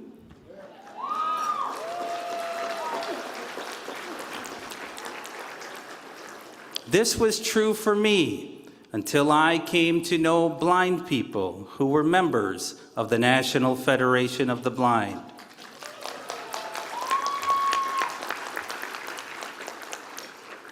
In acoustics, one vibrating object can cause another object to vibrate.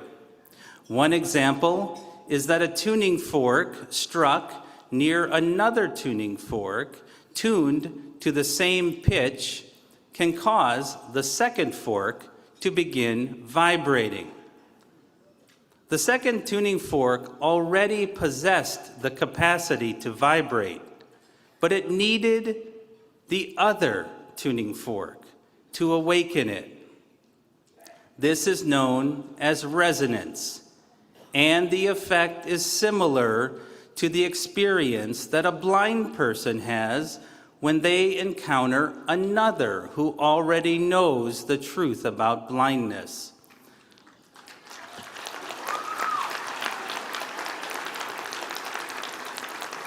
Blind people who are living the lives they want, who believe in blind people and know that blindness is not the characteristic that defines us or our future, are tuned perfectly to awaken this understanding in other blind people. This is the effect that occurs when a blind college student who is doubting their career aspiration meets a blind professional who has been working successfully in this area for more than a decade. This is the hope that is kindled when parents get to know blind role models for their blind child. This is what inspires newly blind older adults to continue living independently. The truth about blindness, that it is respectable to be blind, creates a resonance. The belief in blind people is awakened, internalized, and becomes an important part of the melody. This is one effect that comes from our work together in the National Federation of the Blind.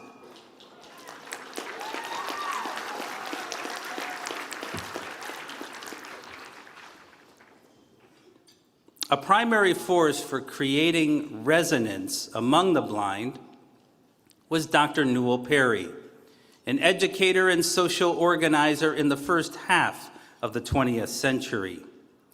At the 1961 convention of the National Federation of the Blind in Kansas City, the Federation's first vice president, Perry Sundquist, gave a memorial speech about Dr. Perry, who passed away in February of that year. Here is a small excerpt from that address. Quote, "Out of his own rich, adventurous life, and out of his many years of work with and association with other blind persons, Dr. Perry developed a practical philosophy. He believed that the way one learned to live without sight is through actually doing what one had previously thought impossible. After 2 or 3 experiences of this sort, one realizes that very little was impossible," end quote. Newell Perry had internalized the truth that has grown to be the theme of our movement. Dr. Perry's resonant effect on blind students from his 43 years as an educator at the California School for the Blind would have been a significant melody on its own. But both the rest of his story and the melodies of his blind students are even more impressive. One of the most successful of his students was Jacobus Tenbrook, who first came to the California School for the Blind in 1918. Dr. Jacobus Tenbrook used the resonance found in his relationship with Dr. Perry and other blind leaders in California to build and execute a plan to organize the National Federation of the Blind in November of 1940.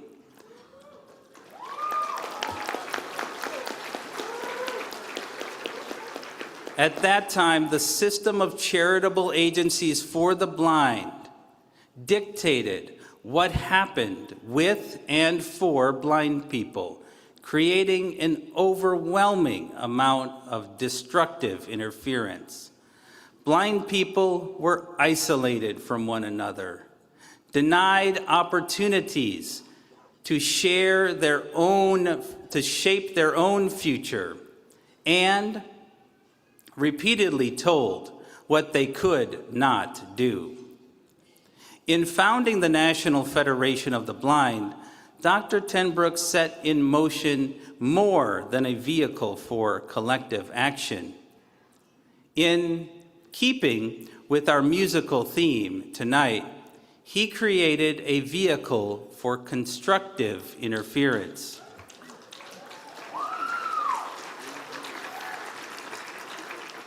In acoustics, constructive interference occurs when sound waves align and reinforce one another, producing a stronger signal than either could have produced alone. Constructive interference is what happens when blind people stop merely inspiring one another and begin amplifying one another.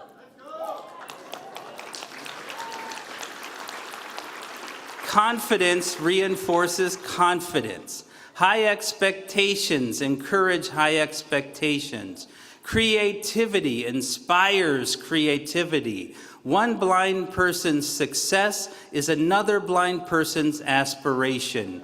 The newly formed federation amplified one consistent and powerful principle that changed society forever.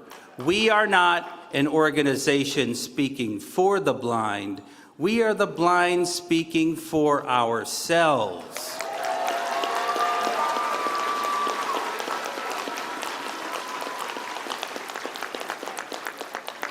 But the National Federation of the Blind has not settled for amplification.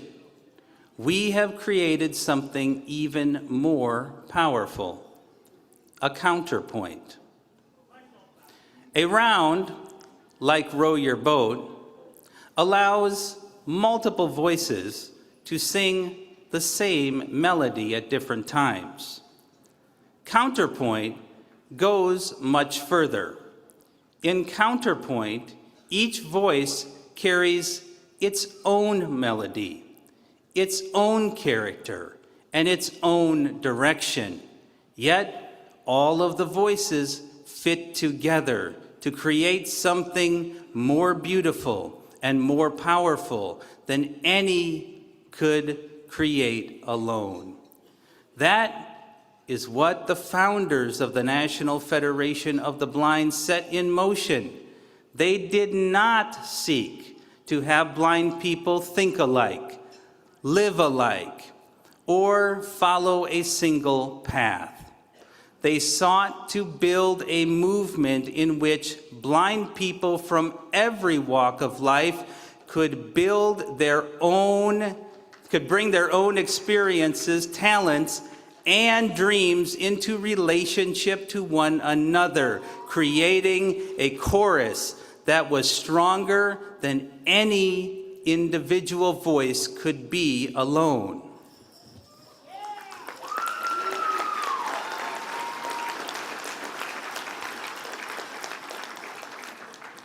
Let me take a moment to clearly emphasize the importance of this point.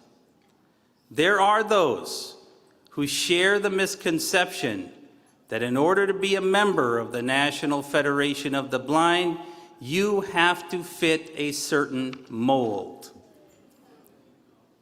But the collection of human experience in this room tonight is living proof that our movement relies on diversity, not on uniformity.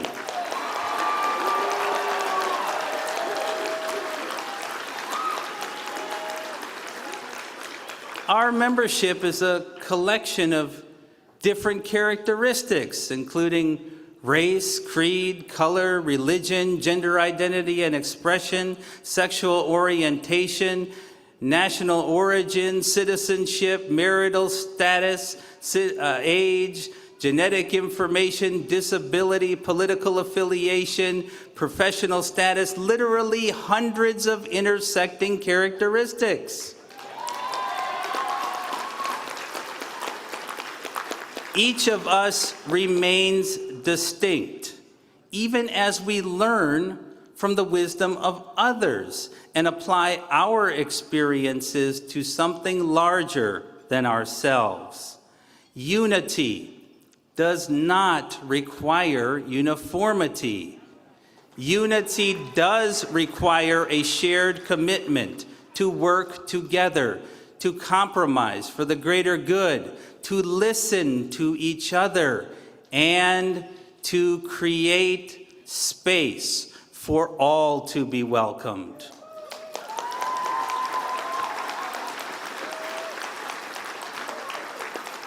As our nation celebrates its 250th anniversary, I believe our movement has a lot to teach others about the difference between uniformity and unity.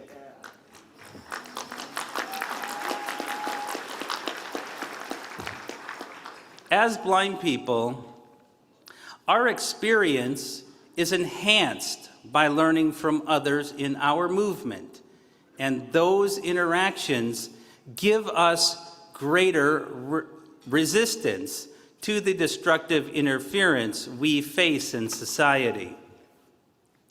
This is because blind people are creative. While some of us are naturally creative, all blind people need to cultivate some form of creative problem solving to live the lives we want.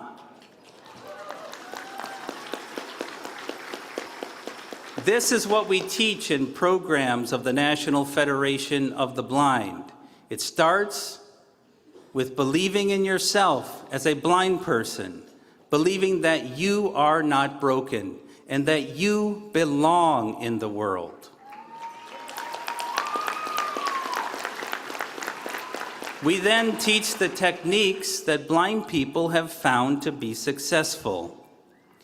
One of the most effective teachers of these concepts was Kenneth Jernigan, a mentee of Dr. Tenbrook and the second long-term president of the National Federation of the Blind. Dr. Jernigan added to the counterpoint by taking the ideas generated by the Federation and putting them to the test in rehabilitation programs. If something worked, he did more of it. If something was not effective, he learned from the experience and tried something different. Most significantly, when he came across a problem he did not know how to solve, he did not let it persist as a barrier for long. He engaged within the Federation to get the creative insight and strength he needed to solve the problem. After meeting the Federation, Dr. Jernigan went to Iowa, built one of the most successful agencies for the blind in history, and pursued other creative collaborations fueled by his active participation in the organized blind movement. Dr. Jernigan was a creative in his words and his actions. His resonance is the inspiration for our Research and Training Institute in Baltimore. The NFB Jernigan Institute is just one of the creative means we have used to develop programs to raise expectations among blind people.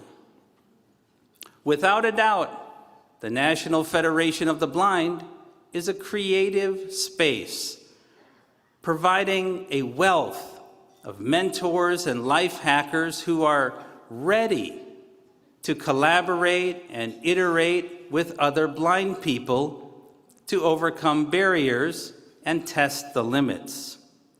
A space where we can share with each other the barriers we face and receive constructive, crowdsourced ideas to help overcome the barriers. Often, there is not one obvious solution to the problems we encounter. Not only do we benefit from the security in knowing that other blind people have our back, we benefit from creative, collaborative solutions to obstacles, and opportunities that may be new to us all. Most of us do not think of ourselves as creatives.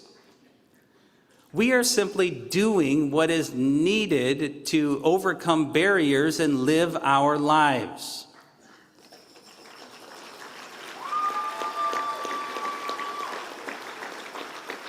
But being a creative is a critical means to constructive interference, and the blind are creative.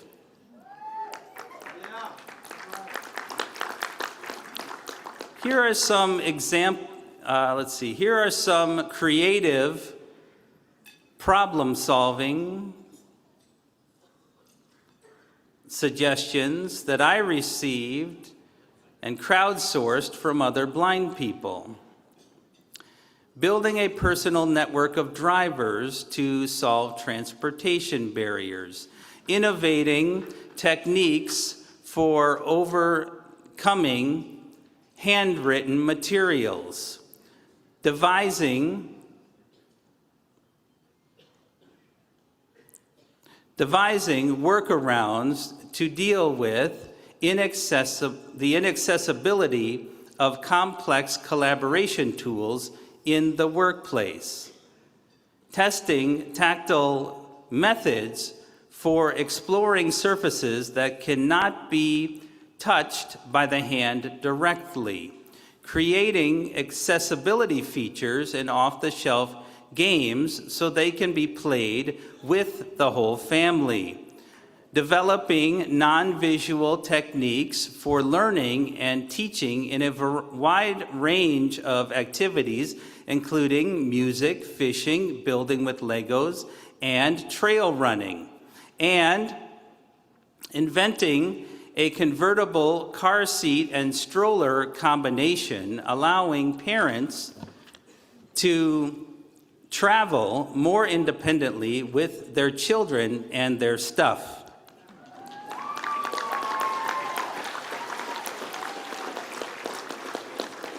This last one comes about 12 years too late for my family.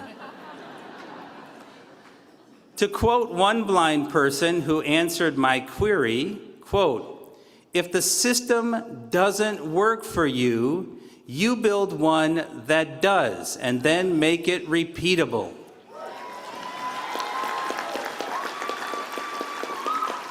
Yes, we are creative.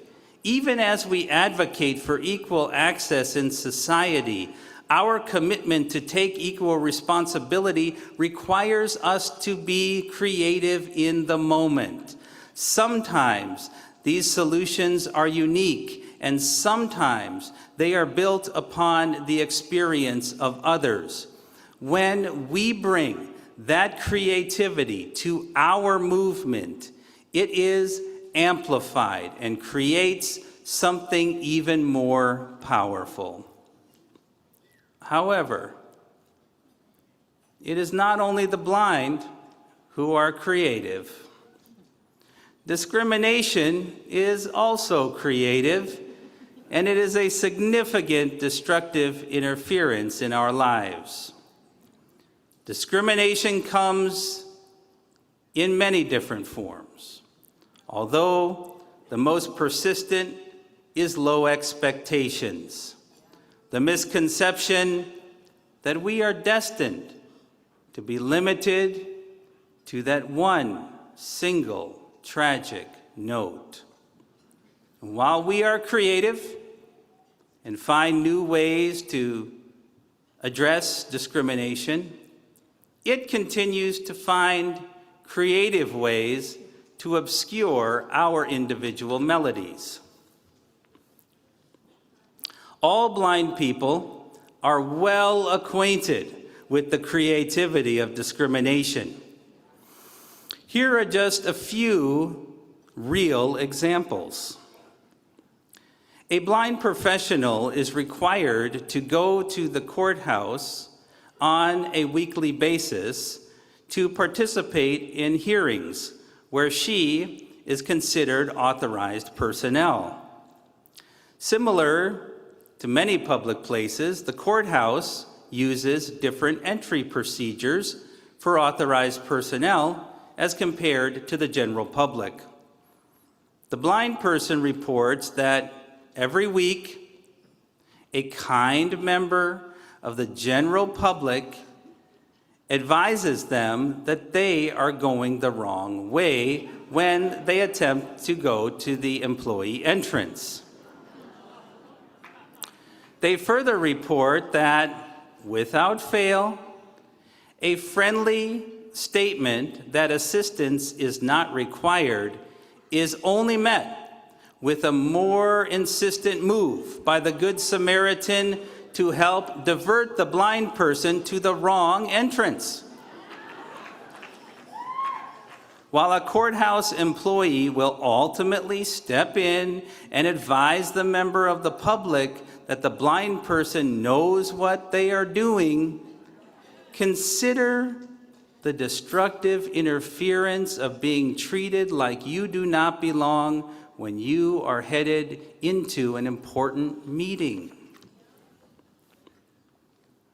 Another blind person shared that when she and her husband, who is also blind, were attempting to buy their first home, their competitive offer was dismissed because of their blindness. Although they made a fair offer for the property, the seller's agent informed the couple's agent that the offer could not be accepted because they were concerned that the blind couple would back out or they would not understand what they were signing. The couple ultimately purchased the home after doing some educating. And although this happened many years ago, the same blind person said it came to mind when they recently went to a new dental specialist for treatment.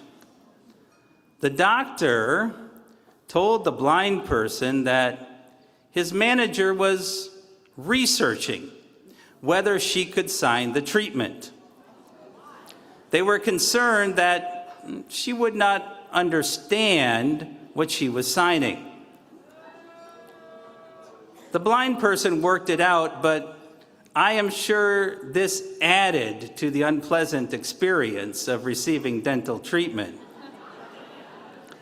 This blind woman marvels at how creative people can be based on the assumption that the only way to comprehend a document is to read it in print.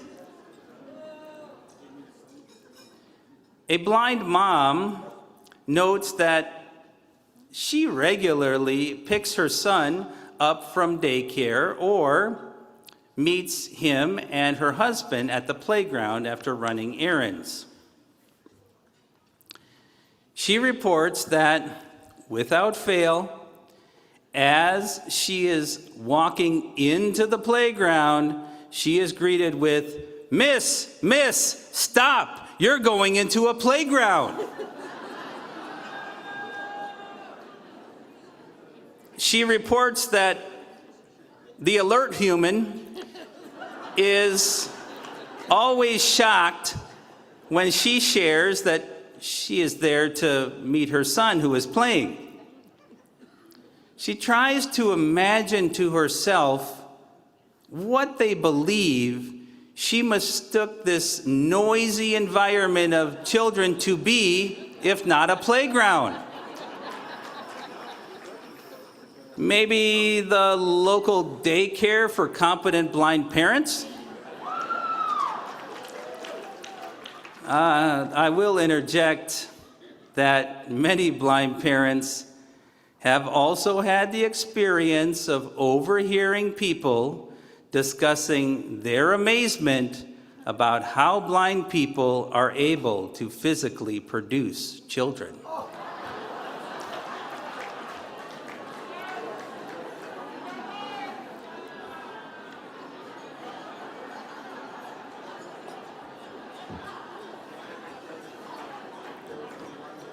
Recently, my wife Melissa and I traveled to a seminar hosted by our National Student Division. At the end of the event, we planned to take the hotel shuttle to the airport. I left my suitcase at the rear of the bus with the driver and proceeded to the front of the bus to find the door.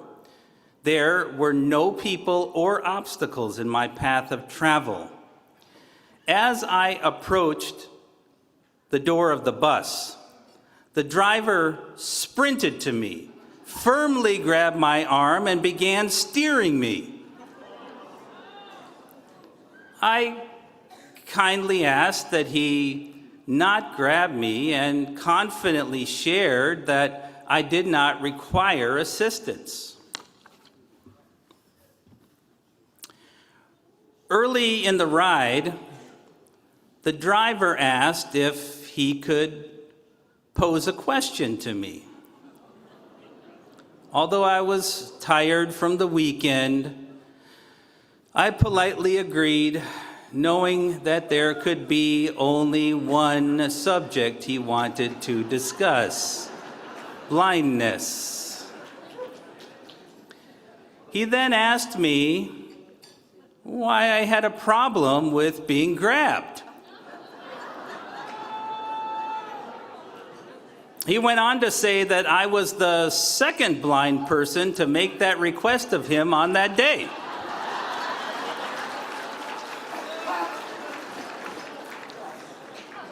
I attempted to explain why it was useful to not assume help was needed, but more importantly, to inquire whether a person needed help before invading their personal space and putting your hands on them.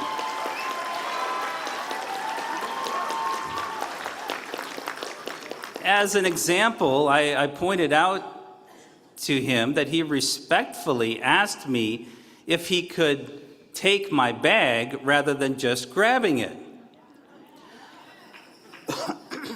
I appreciated his inquiry, as I had hoped it would help other blind people in the future. But, to our amazement, he proceeded to tell me why my answer to his question was wrong. Furthermore, he informed me that clearly I was a mean-spirited person for not accepting his unwanted physical handling with anything less than heartfelt gratitude. He explained that kind people have a duty and furthermore a right to grab people and help them.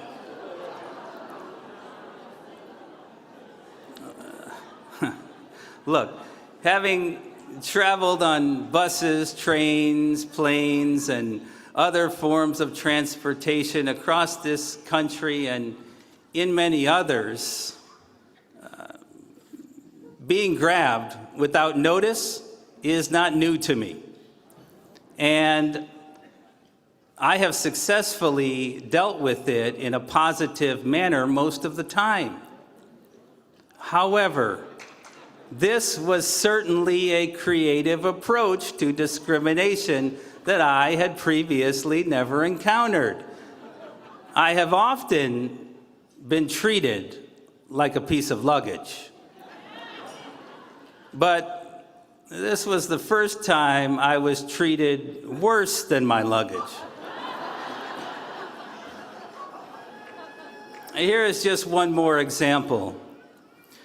A member of the Federation reported that one year during the National Convention, a group went to Johnny Rockets, an establishment known especially for its outstanding milkshakes.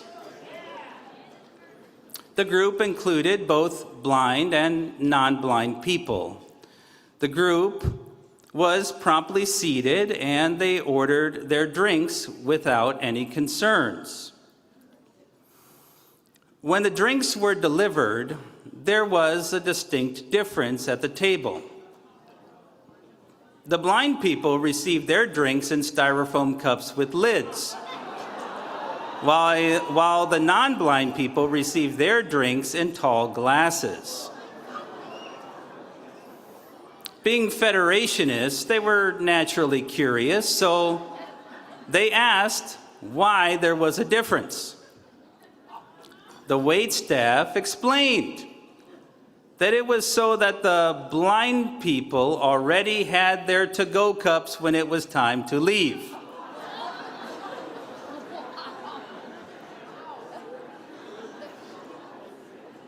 The non-blind members of the group were upset that they did not receive equal treatment.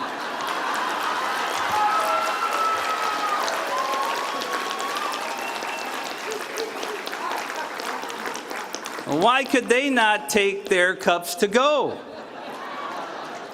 Was it assumed that they had nowhere else to be? That they could not be trusted to simultaneously walk and drink their milkshakes? Discrimination is creative, and its effects reach far beyond blind people. You can find countless examples of creative discrimination in the daily lives of blind people. This destructive interference obscures the beauty present in our melodies. It threatens to hold us back. However, we have a counterpoint, the National Federation of the Blind.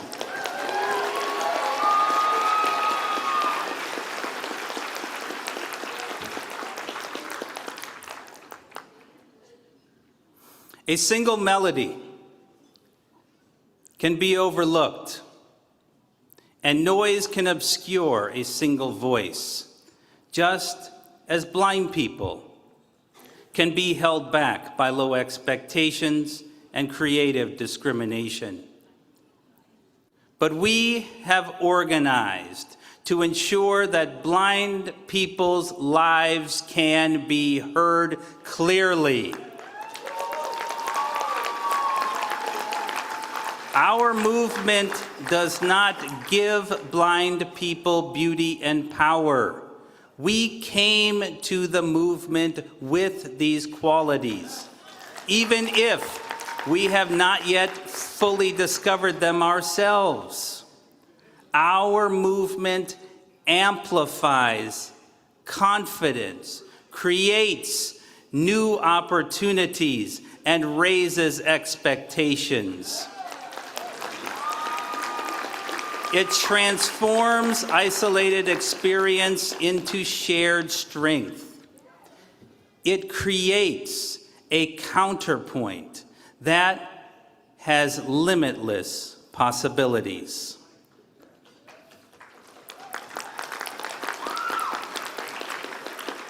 There is one final musical idea that is useful in understanding the power of our movement across generations. It is called a fugue. In a fugue, a musical theme is introduced by one voice, and then taken up by another, and then another, and then another. Each voice develops the theme in its own way, but the original idea remains recognizable throughout the composition. The National Federation of the Blind has functioned in this manner for more than 85 years. The theme that blindness need not define or limit us has been carried from mentor to student, from parent to child, from leader to leader, and from generation to generation. Each voice has added something new, but the theme remains unmistakable. This theme was picked up by the third generation of the Federation, which was led by our longest-serving president, Mark Maurer.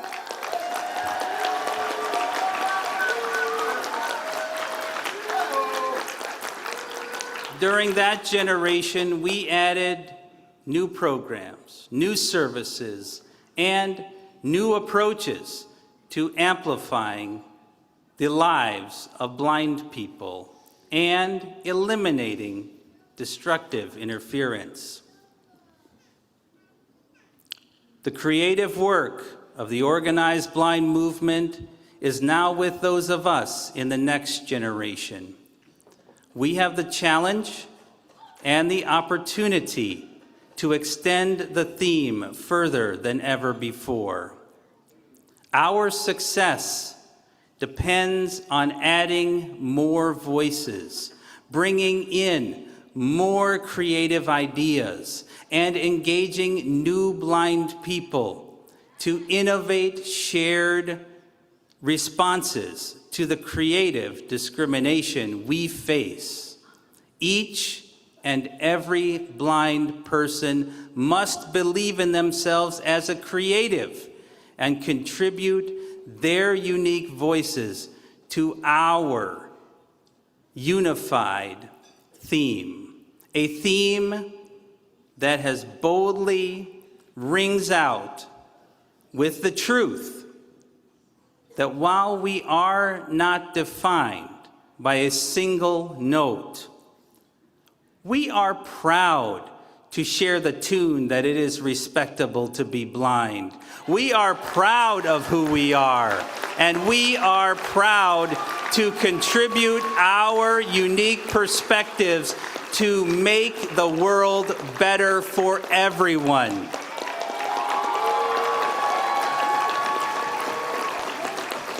But we need even more voices.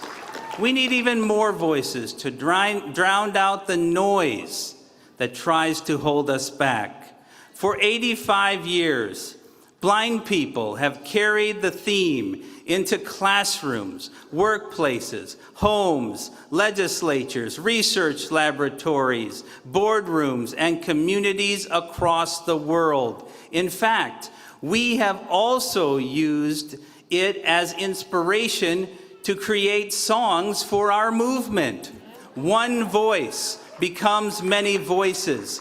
Many voices become a movement, and that movement continues to write new variations on an enduring theme, that it is respectable to be blind, that blind people can live the lives they want, and that we must speak and act for ourselves.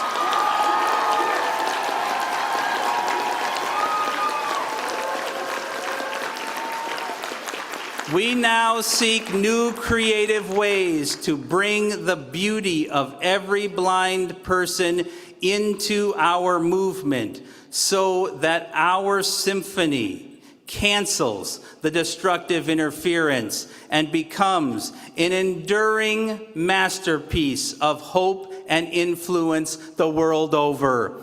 My Federation family, let us be proud of the blind movement we share through the generations.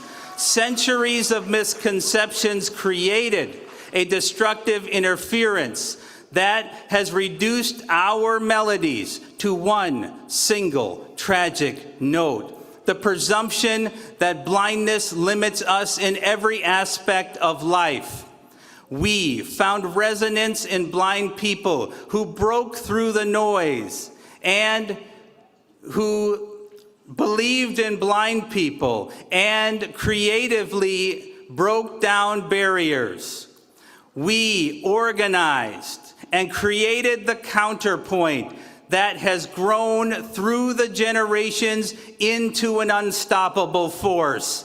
Under no circumstances will we allow the creativity of discrimination to obscure the full beauty of our melodies. And under no circumstances Will we cease welcoming new voices into our blind-centered movement? Every day, we struggle against the creative low expectations, but we do so with hope and our theme of truth, that it is respectable to be blind, but equality in society is not yet ours. We deserve a world where every heart and mind knows the depth of our melodies. While a single melody may be discounted, a rich counterpoint of thousands of blind lives becomes impossible to ignore.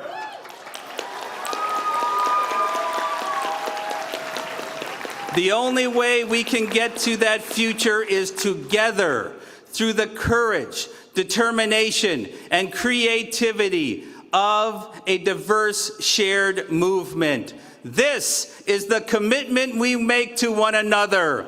This is the love, hope, and determination felt in our movement.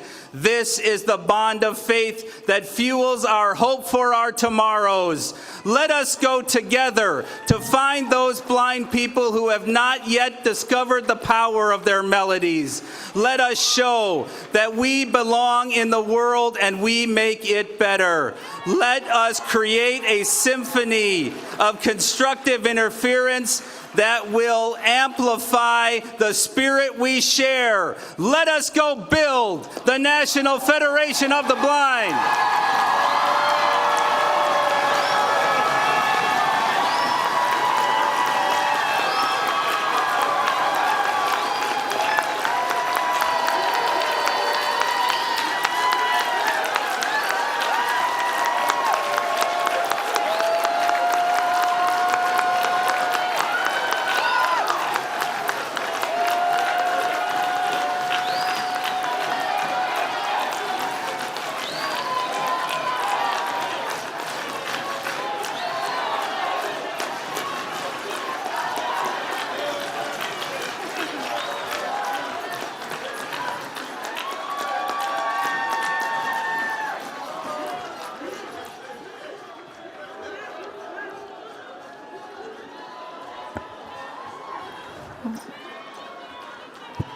President Macabona, what a phenomenal address.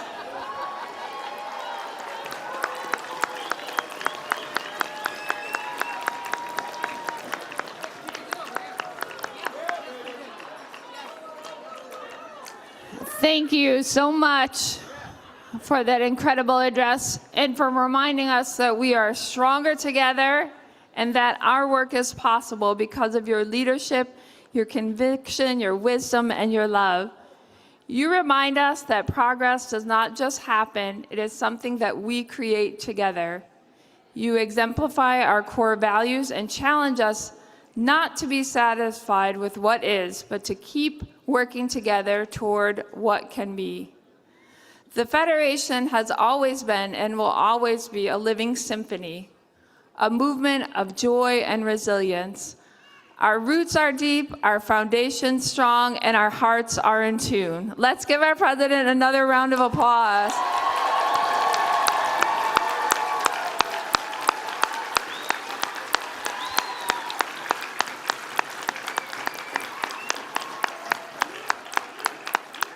I think we need a door prize in honor of our banquet address. This is for $300. Now notice, we're getting higher and higher. Now, Norma has a lot of money up here to give away, by the way, for this grand door prize, but we have a lot to do before then. But for $300, if this individual is here, anyone from Utah here? All right, how about Ron Gardner? One of our longtime leaders. All right, congratulations, Ron.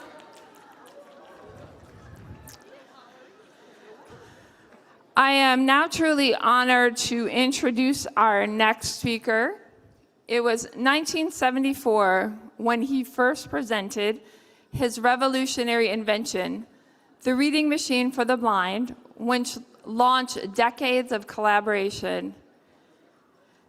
Dr. Kurzweil has been with us ever since, and tonight is his 52nd banquet.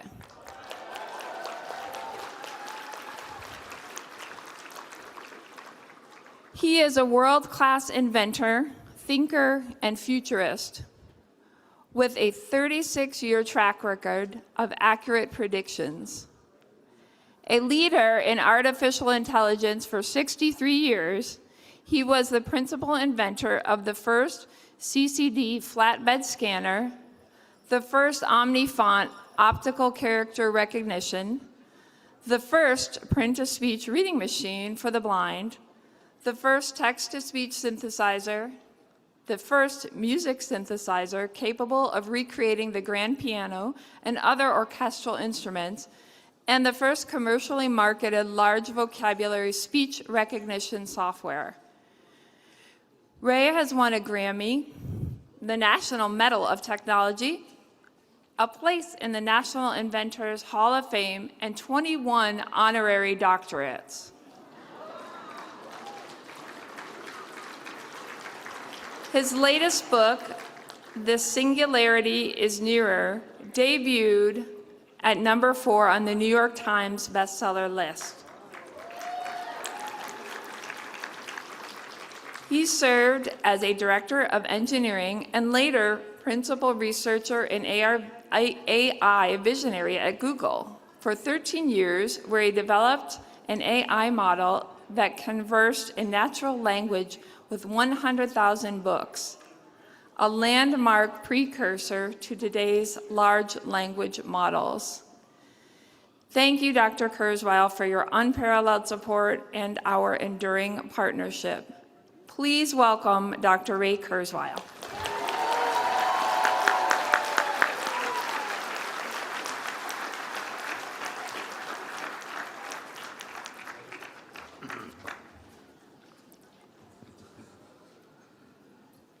Thank you. It's wonderful to be with you all tonight for my, as you say, 52nd National Federation of the Blind Convention. I've been involved in many projects over my life, but I can say without hesitation that my 52-year collaboration with the National Federation of the Blind is the most gratifying work of my career.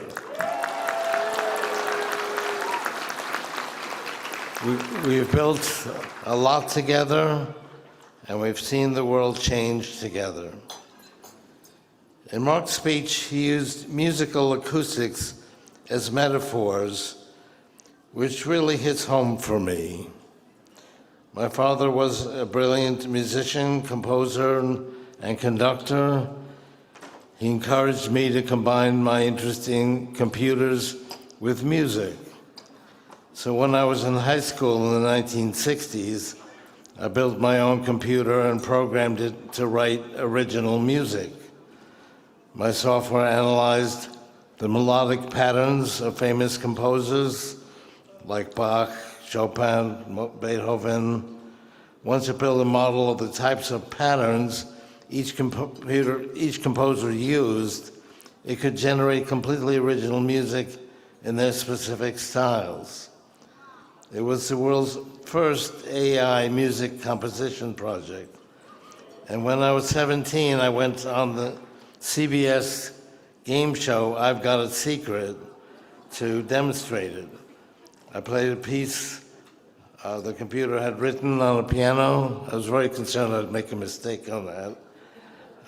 And the celebrity panel had to guess my secret, that a machine, not a human, had composed the music they were listening to.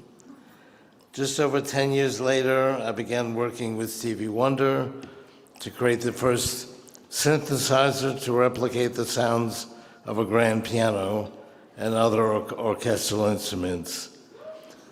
So I process a lot of the world through the lens of music.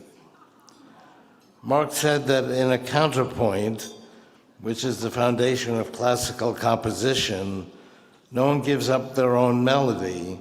They bring their distinct character into something much larger and more powerful. People often ask me if merging our brains with artificial intelligence in the 2030s means we will lose our individuality or just become one homogeneous machine mind. I think Mark articulated the answer perfectly well. We aren't going to become a single note. We're going to connect our brains to the cloud and create a massive million-fold counterpoint. Our unique human melodies won't be erased, they will just get exponentially richer. I've been involved in the field of artificial intelligence for 63 years now, longer than anyone else alive.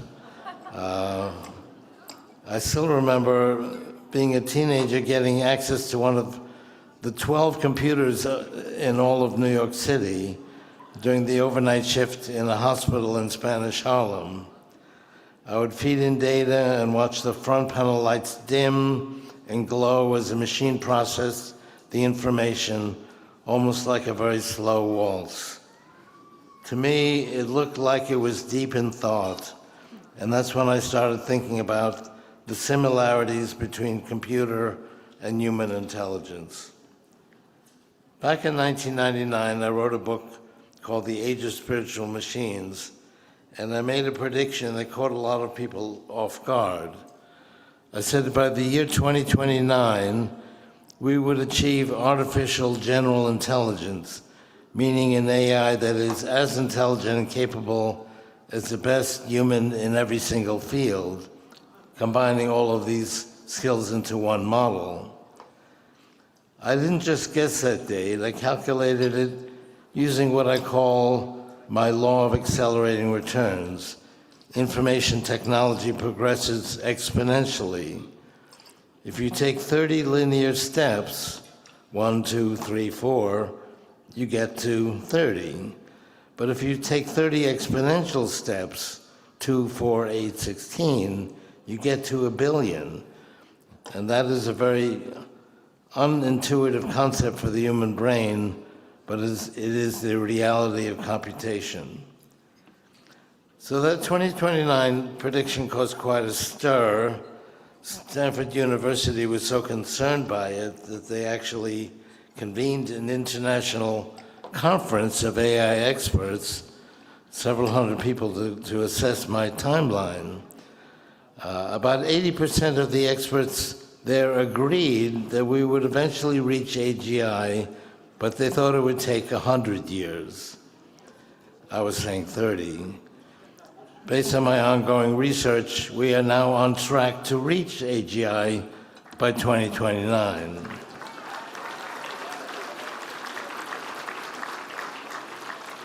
And today, after the incredible breakthroughs in large language models over the past few years, AI experts have come to agree with me. Some even think we'll reach AGI sooner. So I've technically gone from being the ultimate optimist to the pessimist without changing my prediction at all.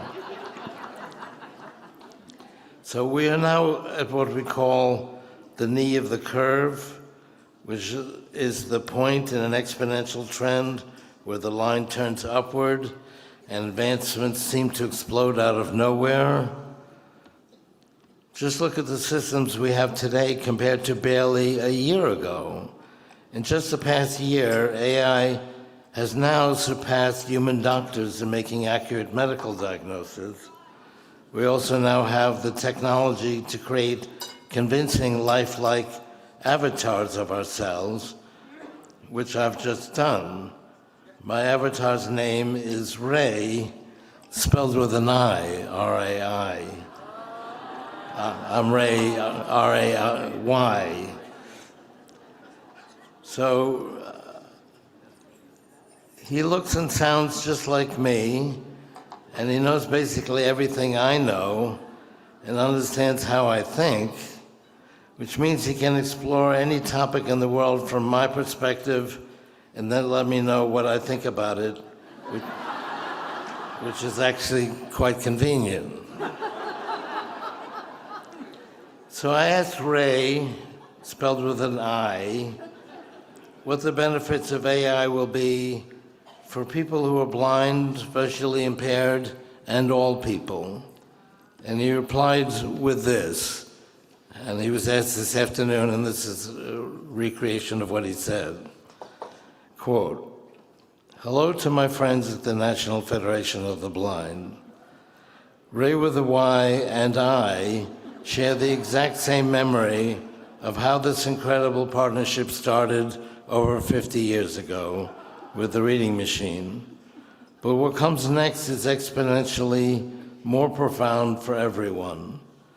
As we approach artificial general intelligence by 2029, AI will act as a brilliant real-time visual interpreter for the blind, instantly describing complex environments and navigating dynamic spaces.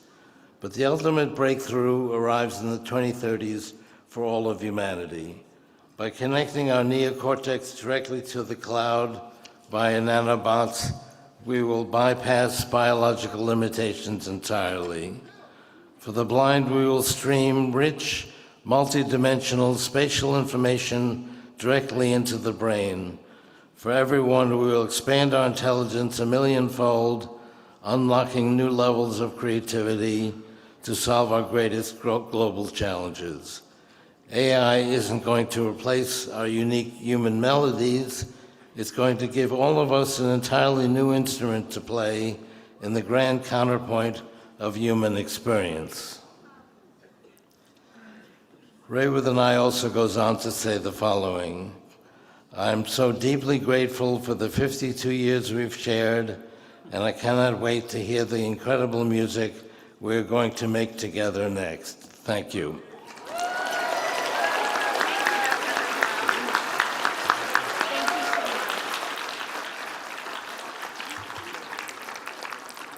Thank you so much, Dr. Kurzweil. We're looking forward to seeing you back in Austin next year.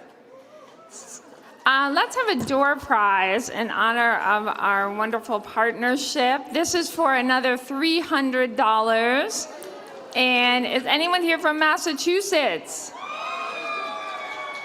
If she's here, the winner is Kira Sweeney. I know, congratulations.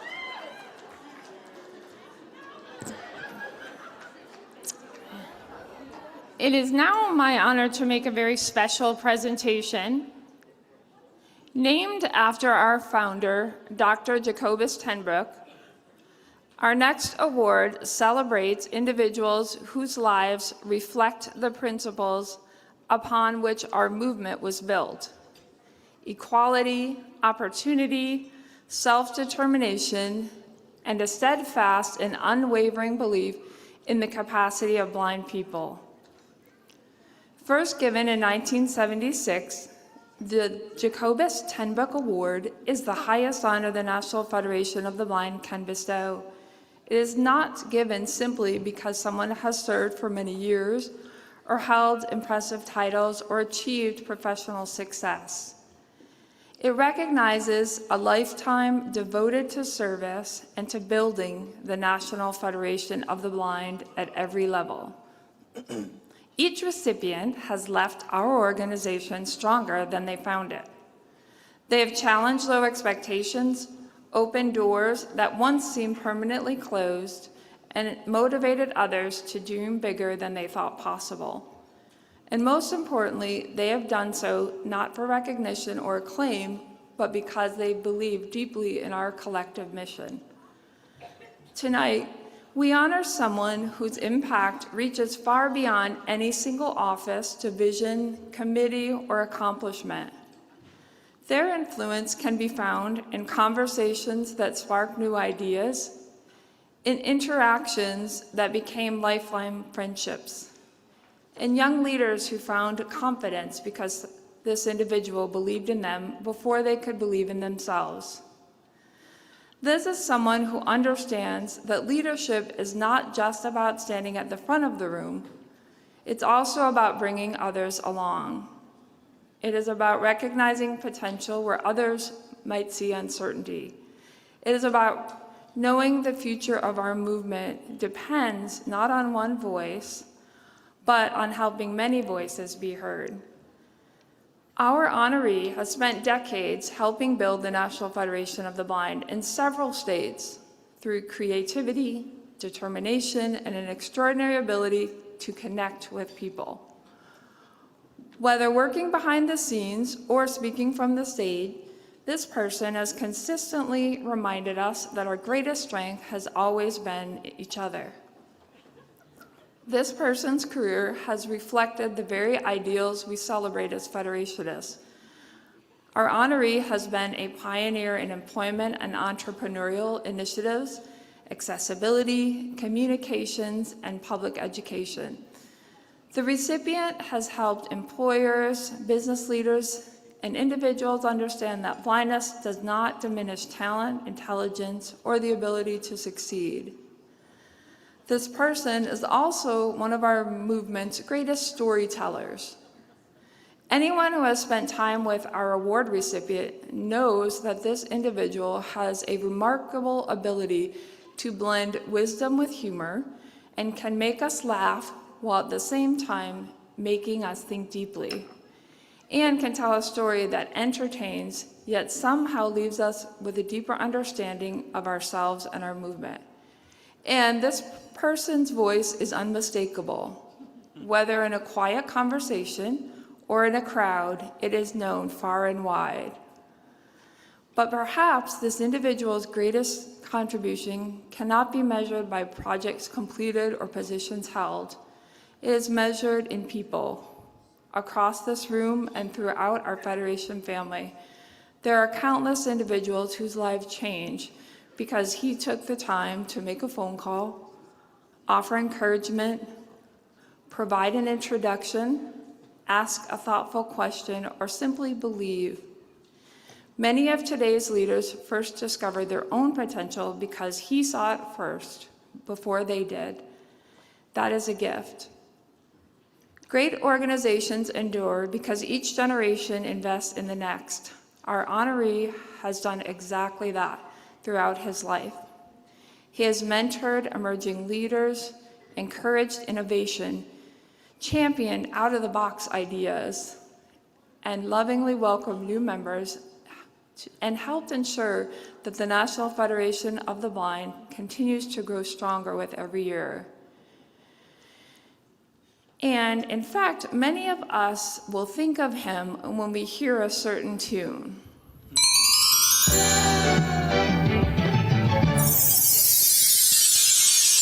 And I can vividly remember, as many of you have, him narrating every moment of our Blind Driver Challenge in Daytona. It is my great privilege to present this year's Jacobus Tenbrick Award to our colleague, our mentor, our friend, and one of the finest ambassadors our movement has ever known, Kevin Worley.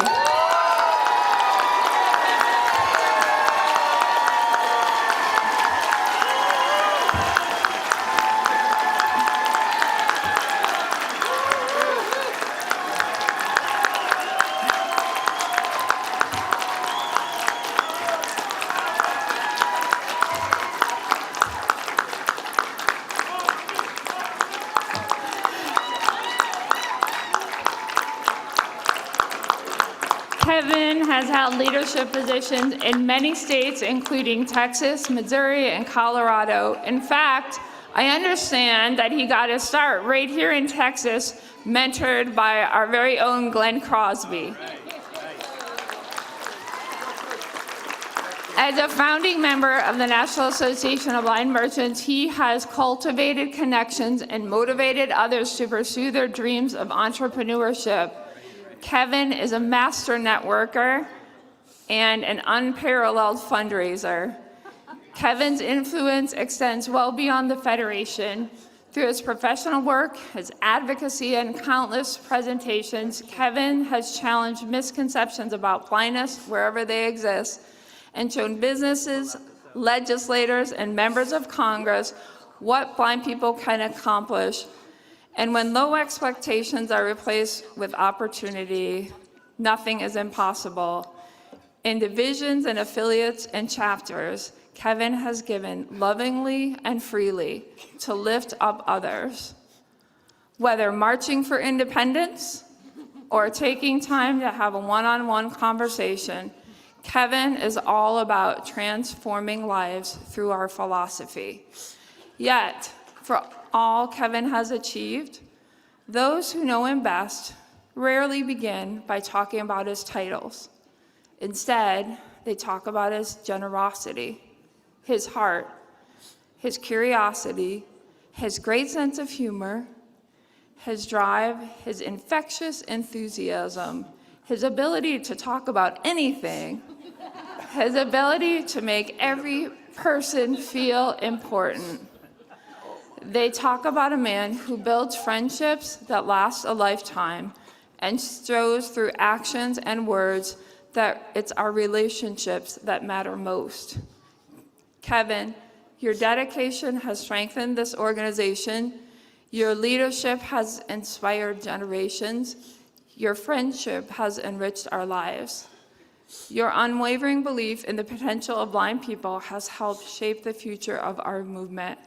Thank you for your extraordinary service, your never-ending commitment, your dynamic leadership. Your legacy will not be found only in the offices you've held, the speeches you've delivered, or the honors you've received, but most importantly, it lives on in every blind person who believes a little more deeply in themselves because you believed in them first.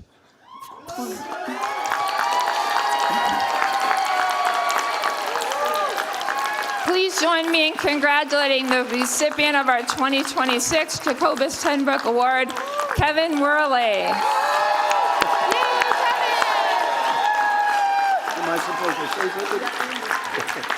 All right, so I am going to be presenting Kevin with a beautiful Braille plaque, which I'll be holding up in just a moment, that has been designed by 64-ounce Games.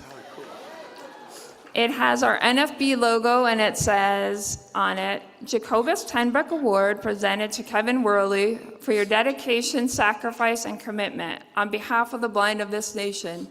Your contribution is measured not in steps, but in miles, not by individual experiences, but by your impact on the lives of the blind of the nation. Whenever we have asked, you have answered. We call you our colleague with respect. We call you our friend with love.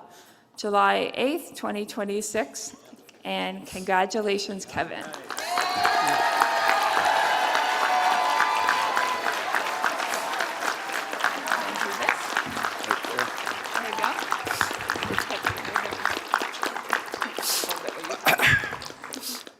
First of all, this can't be right.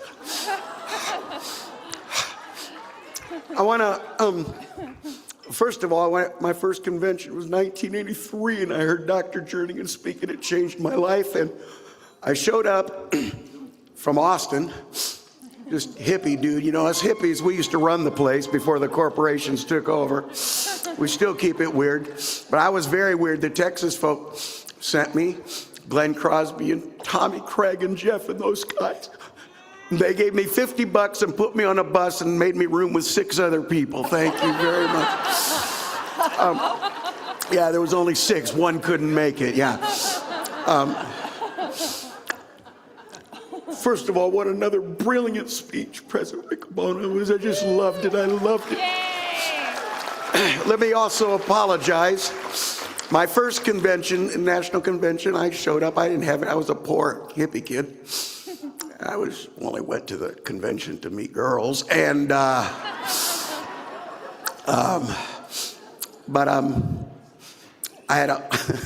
had white pants and a Hawaiian shirt to the convention and sandals. Every convention since then, I have honored the organization by wearing a suit until tonight. I was running behind. I have a sick Winnie girl up at the hotel room. And so I thought, well, I'll just get my ticket from Julie. First of all, let me just thank my parents who were so active in the organization, organized chapters everywhere they were. I just love you guys. I thank you so much. This is unbelievable. Also, thank you so much to Scott Lamar, who meant everything to me. Thank you guys. Love you guys.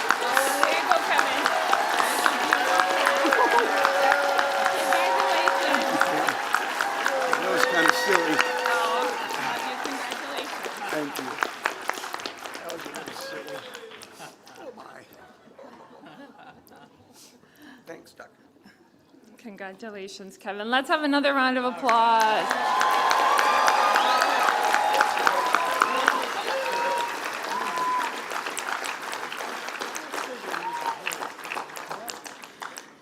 Now, I know we have all been very much looking forward to our next presentation, and I know many of you have had a chance to meet our wonderful scholarship class of 2026 this week.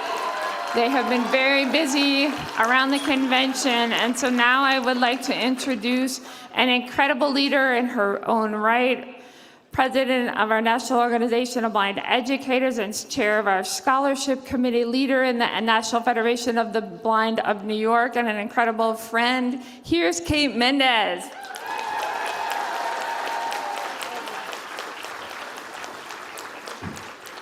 Good evening, everyone. Oh, dear. You know, they didn't come to my table with coffee. Maybe they didn't come to your tables with coffee either. Let's try that again. Good evening, everyone. Okay, that's better. All right.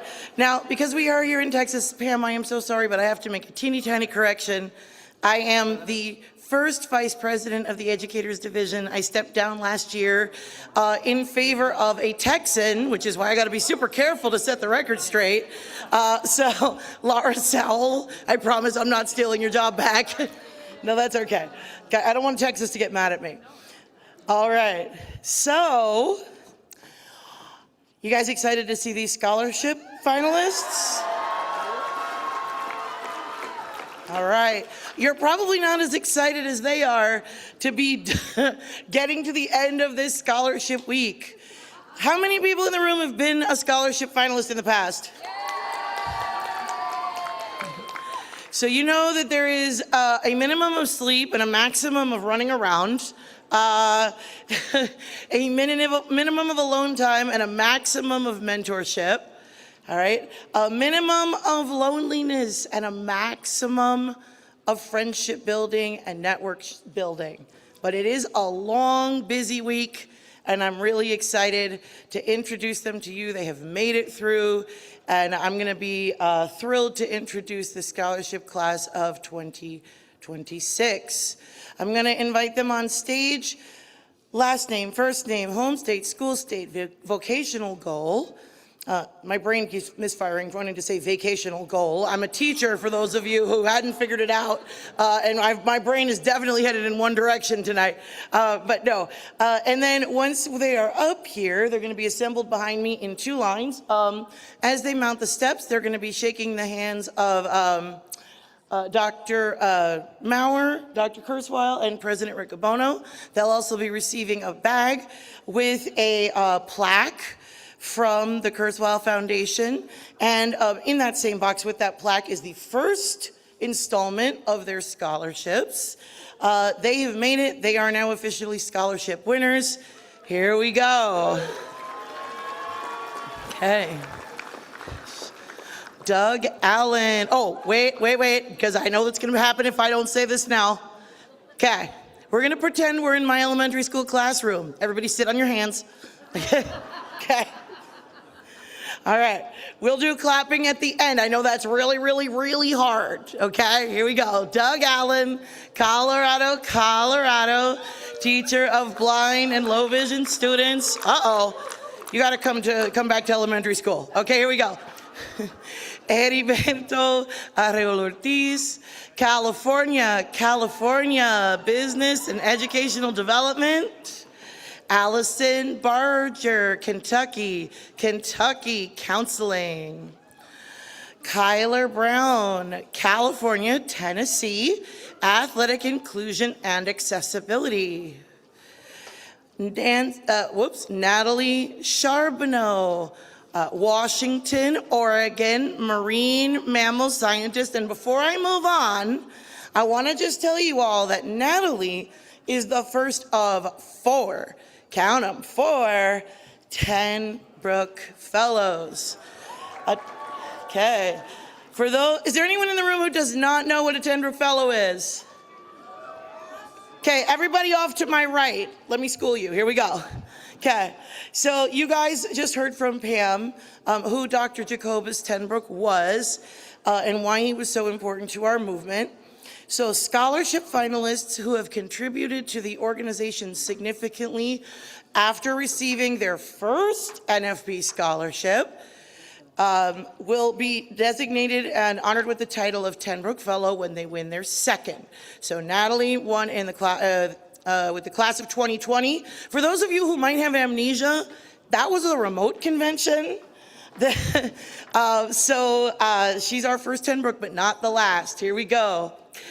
Sveta Ellers, Missouri, special education.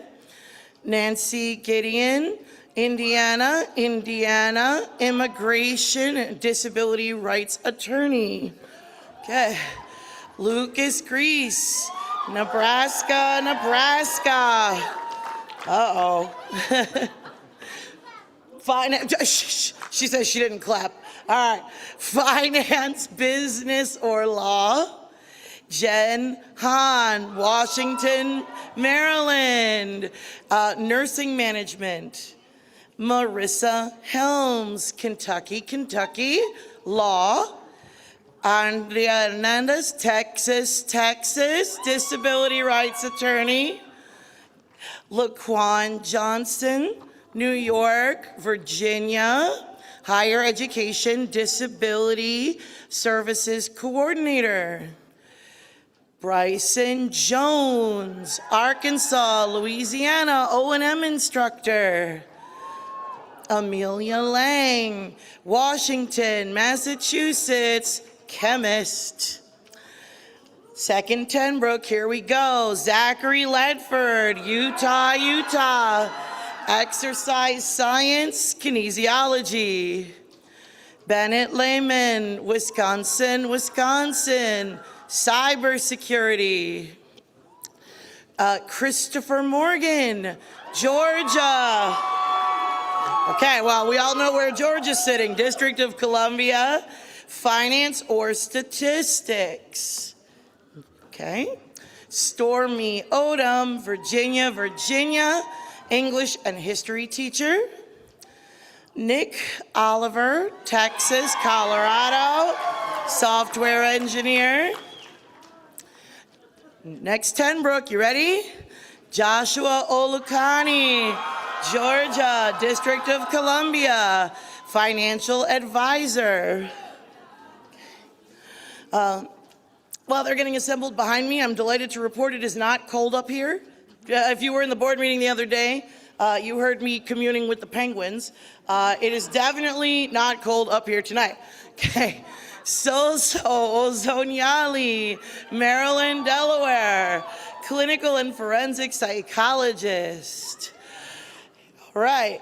Raisa Rondon Aviles, Puerto Rico, counseling and accessible technology. All right. The last Ten Brook of the year, but not the least, Elizabeth Rouse, Iowa, author, editor. Charlie Rush Reese, Minnesota, Illinois, musical performer and writer. Sherry Scott Bianco, Kansas, New York, data scientist. Julian Selecki, Pennsylvania, engineering.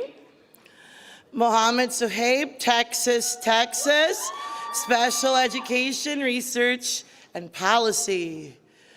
Chansa Undrakbayar, Minnesota, therapist. Willow Windolowski, Massachusetts, Robotics. And last but certainly not least, Carolina Robel, Florida, Disability Rights Attorney. All right.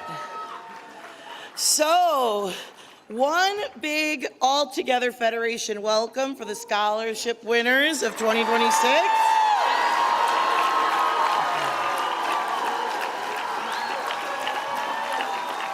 All right.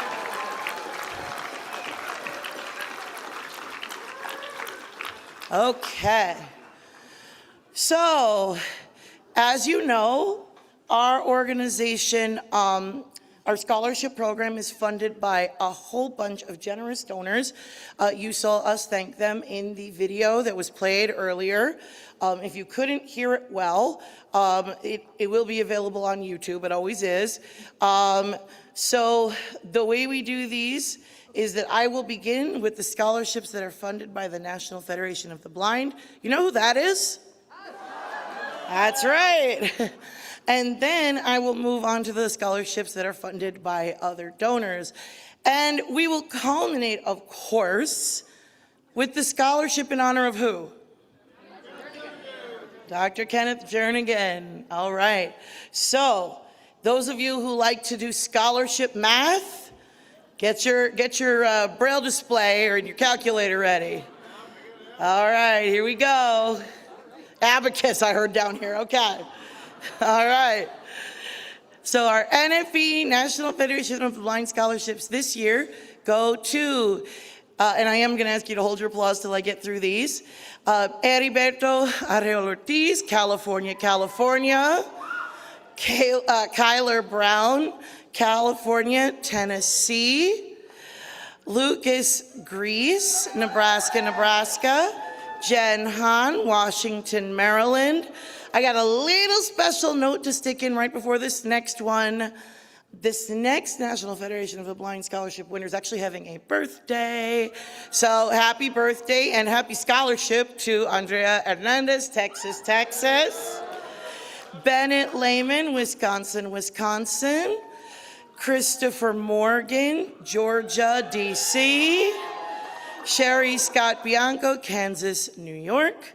Julian Silicki, Pennsylvania. Mohammed Sohaib, Texas. Willow Windolowski, Massachusetts. And Carolina Robel, Florida. All right. So those are our NFB scholarships. Our next scholarship is the Dolores Reisinger Memorial Scholarship, and that one is going to Marissa Helms, Kentucky. Okay. Next up, our Jesse and Hertha Adams Charitable Trust Scholarship goes to Charlie Rush Reese, Minnesota, Illinois. All right. How many of you in the room know who Adrian Ash was? How many of you in the room met Adrian Ash? There's so much that we could say about her, but two things I do want to highlight. One, she was a longtime member of this committee, the scholarship committee. And two, she was a bioethicist.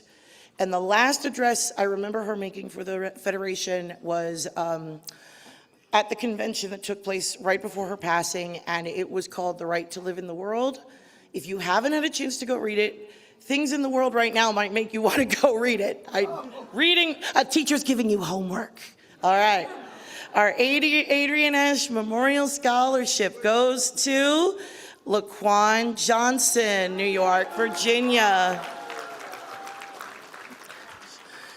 NFB STEM Scholarship. All right, where's our NFB STEM division? Like, okay. Like, those two really loud people over there. All right, good job. All right. The NFB STEM Scholarship, sorry guys, is jointly funded. Oh, well, actually, I should ask this too. Computer science, where are you guys? Okay, they're all over there. Okay, so this scholarship is jointly funded by the Computer Science Division and the STEM Division, and this one is going to Nick Oliver, Texas, Colorado.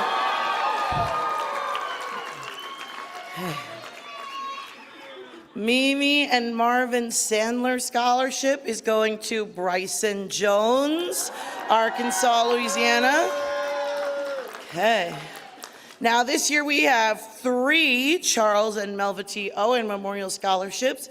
Those are going to Doug Allen, Colorado, Colorado. Stormy Odom, Virginia, Virginia. And Chansa Undrakbayar, Minnesota, Minnesota. Hey. We have our EU and Jean Parker Scholarship, and that one is going to Joshua Olakani, Georgia, D.C. Our Charles and Betty Allen Scholarship goes to Sveta Ehlers, Missouri, Missouri. We have 2 Edith R. and Alvin J. Domro Foundation Scholarships. Those are going to Soso Ozonyali, Maryland, Delaware, and Allison Barger, Kentucky, Kentucky. All right. We're giving this year 1 of the Lillian S. Edelstein Trust Scholarships, and that one is going to Amelia Lang, Washington, Massachusetts. All right. How many are left? 5, you got it. You're right, I had to count. Yeah, you guys are doing better than me. Okay, here we go. I'm down to my last piece of paper. Started with 4. Our Handed Braille Scholarship goes to Nancy Gideon, Indiana, Indiana. Our Jacqueline Billy Memorial Scholarship goes to Elizabeth Rouse, Iowa, Iowa. Our Jaws for Windows Scholarship goes to Raisa Rondon Aviles, Puerto Rico, Puerto Rico. How many are left? 2. Both of these scholarships are funded by the American Action Fund for Blind Children and Adults. The first one bears the name of the fund, and that one is going to Zachary Ledford, Utah, Utah. Okay. Which tells you, okay, a little bit about who's going to be winning our Kenneth Jernigan Memorial Scholarship.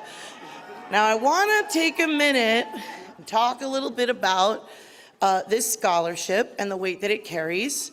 All right, you've heard a lot about Dr. Jernigan tonight. He was our 2nd longest serving president. He embodied the values that we seek to honor in this scholarship. So academic excellence, leadership, service, integrity, ingenuity, inclusion, and the ability to inspire others.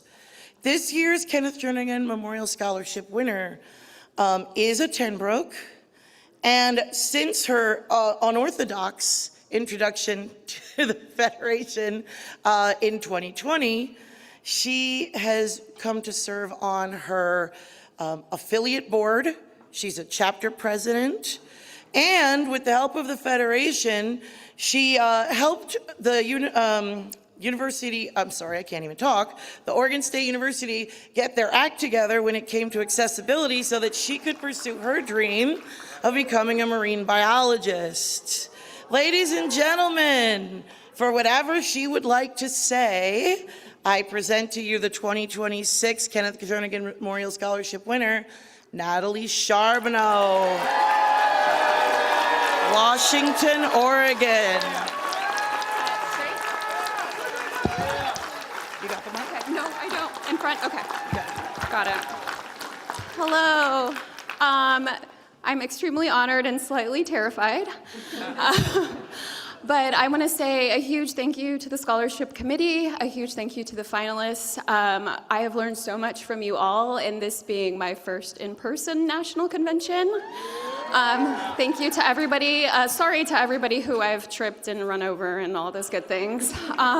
Special thank you to my family, my 2 little boys, and my husband who are holding down the fort back home so I could be here.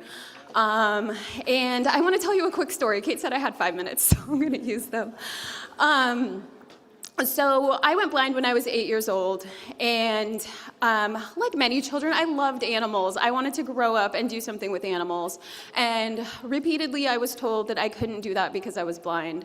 That was further reinforced when I went through the K-12 system and was made to sit aside while my fellow classmates did experiments in the labs.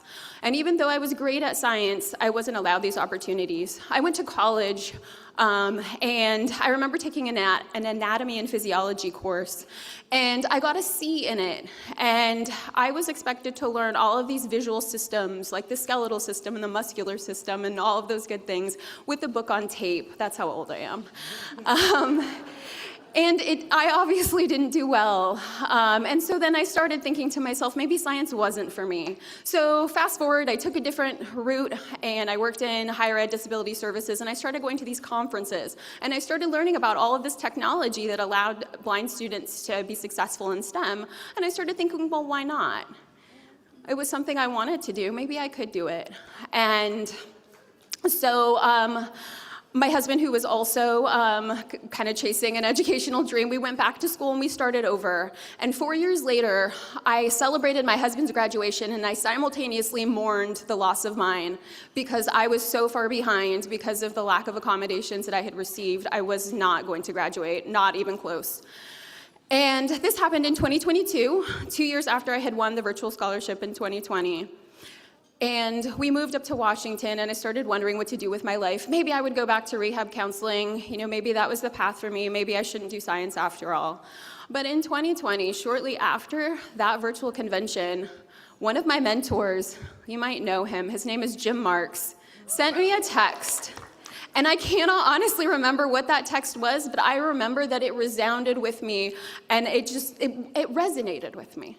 Over and over while I was thinking of what to do and should I keep trying and how could I. And so I did. I got a different science degree from a different university, and I met a professor back at Oregon State who was willing to take me on as a doctoral student if I could find funding. But funding wasn't my problem. My problem was that university hadn't been able to accommodate me as an undergrad, and I was certain they weren't going to accommodate me as a PhD student.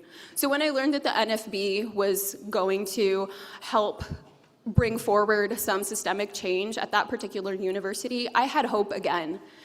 And I got funding. I'm funded through a graduate research fellowship through the National Science Foundation. I just finished my first year at Oregon State. And thank you so much. We signed the agreement, as President Riccobono mentioned earlier, in April, and the change is unbelievable. And now guess what? I'm studying animals. So thank you so much to my Federation family for believing in me and supporting me, and I hope that I can continue supporting everyone and on any level that you will all let me. Thank you. You did it.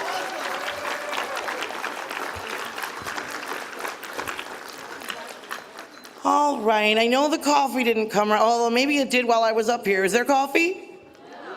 Oh boy, all right, well, do it without the coffee. Give us a great big Federation cheer and congratulations for the scholarship class of 2026.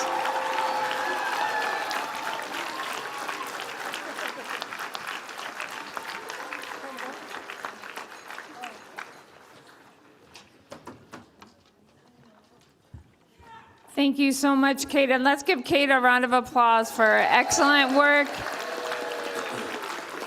as chair of our scholarship committee. What an incredible class, and we are excited to see these leaders step up.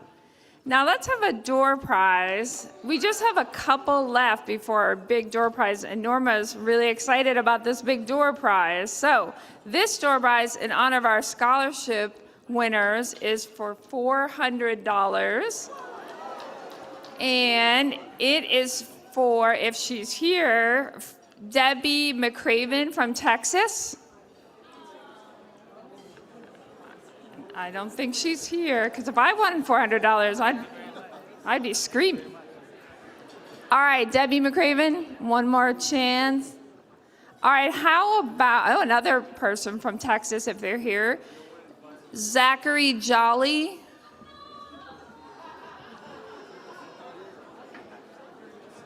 I'm thinking that's a, all right, Zachary Jolly going once.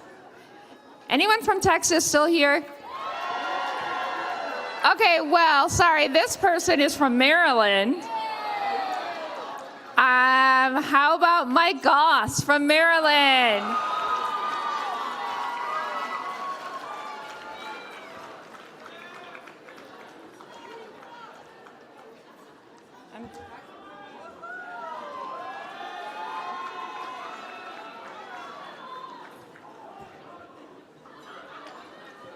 All right, I think we've got him. Elizabeth, we're good. Do we have Mike? All right, got it. Congratulations, Mike. All right, and we have one more door prize and our grand door prize coming up. Before I turn it back over to President Riccobono, but I want to also take a quick moment to remind everyone to return their listening devices if you are using a listening device. And I also want to thank all of our interpreters this week, our sign language interpreters, our Spanish interpreters, our captionists. Thank you so much for being with us this week. As our banquet comes to a close and I prepare to turn the gavel back to President Riccobono, I'm reminded once again why our organization has endured for more than 8 decades. It is because of the people in this room and everyone listening online, all around our country, are members who believe in equity, opportunity, and independence.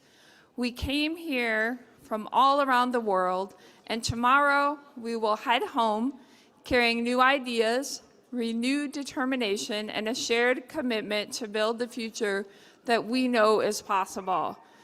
We know the work is not always easy, but we've never been afraid of hard work in the National Federation of the Blind. It's always our priority because blind people deserve nothing but the best. And we have a responsibility to keep growing and building the National Federation of the Blind.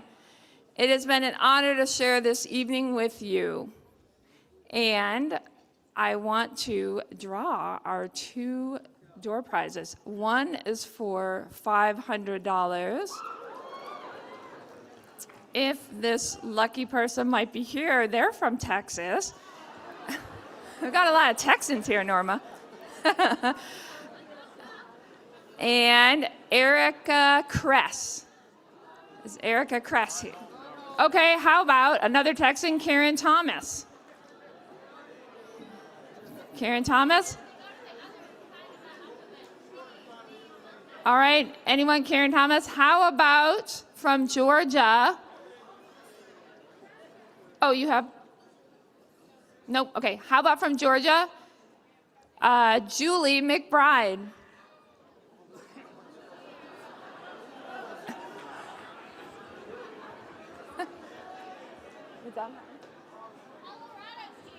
All right, not here.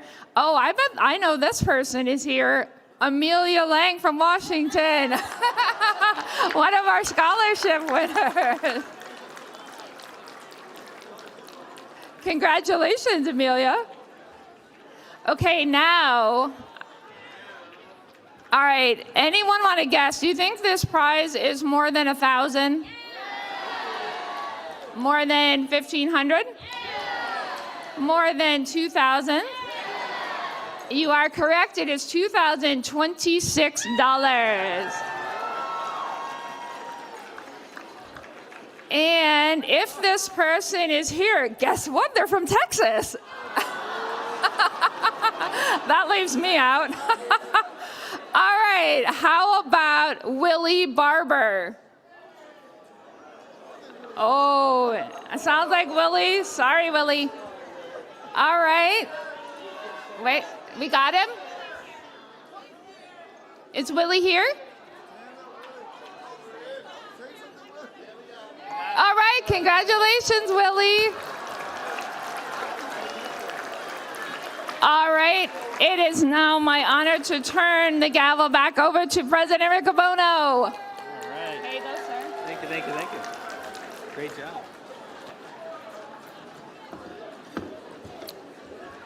All right. Fellow Federationists, first of all, how about a really strong round of applause for our first Vice President?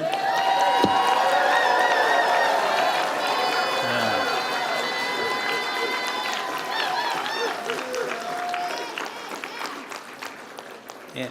This truly has been an outstanding convention, and I want to give another round of accolades to our Texas affiliate and our affiliate president, Norma Crosby.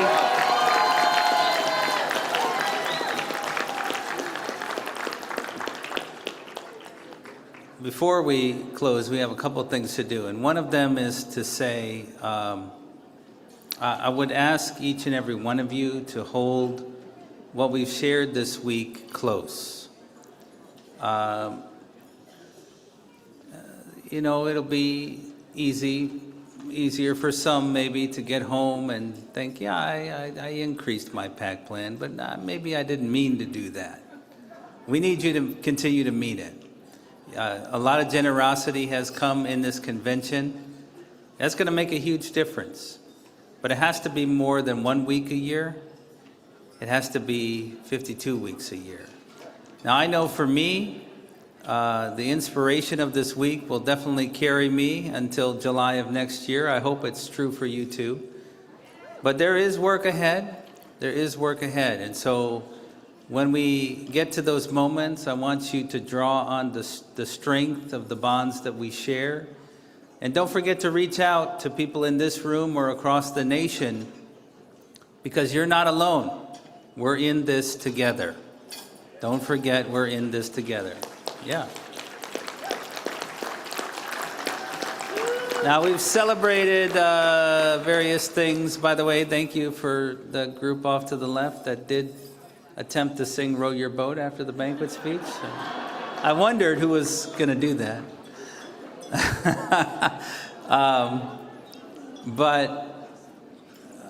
We've all done some different things, but there's one big thing we need to do together before we close, and let's leave this convention with the energy of one big federation cheer.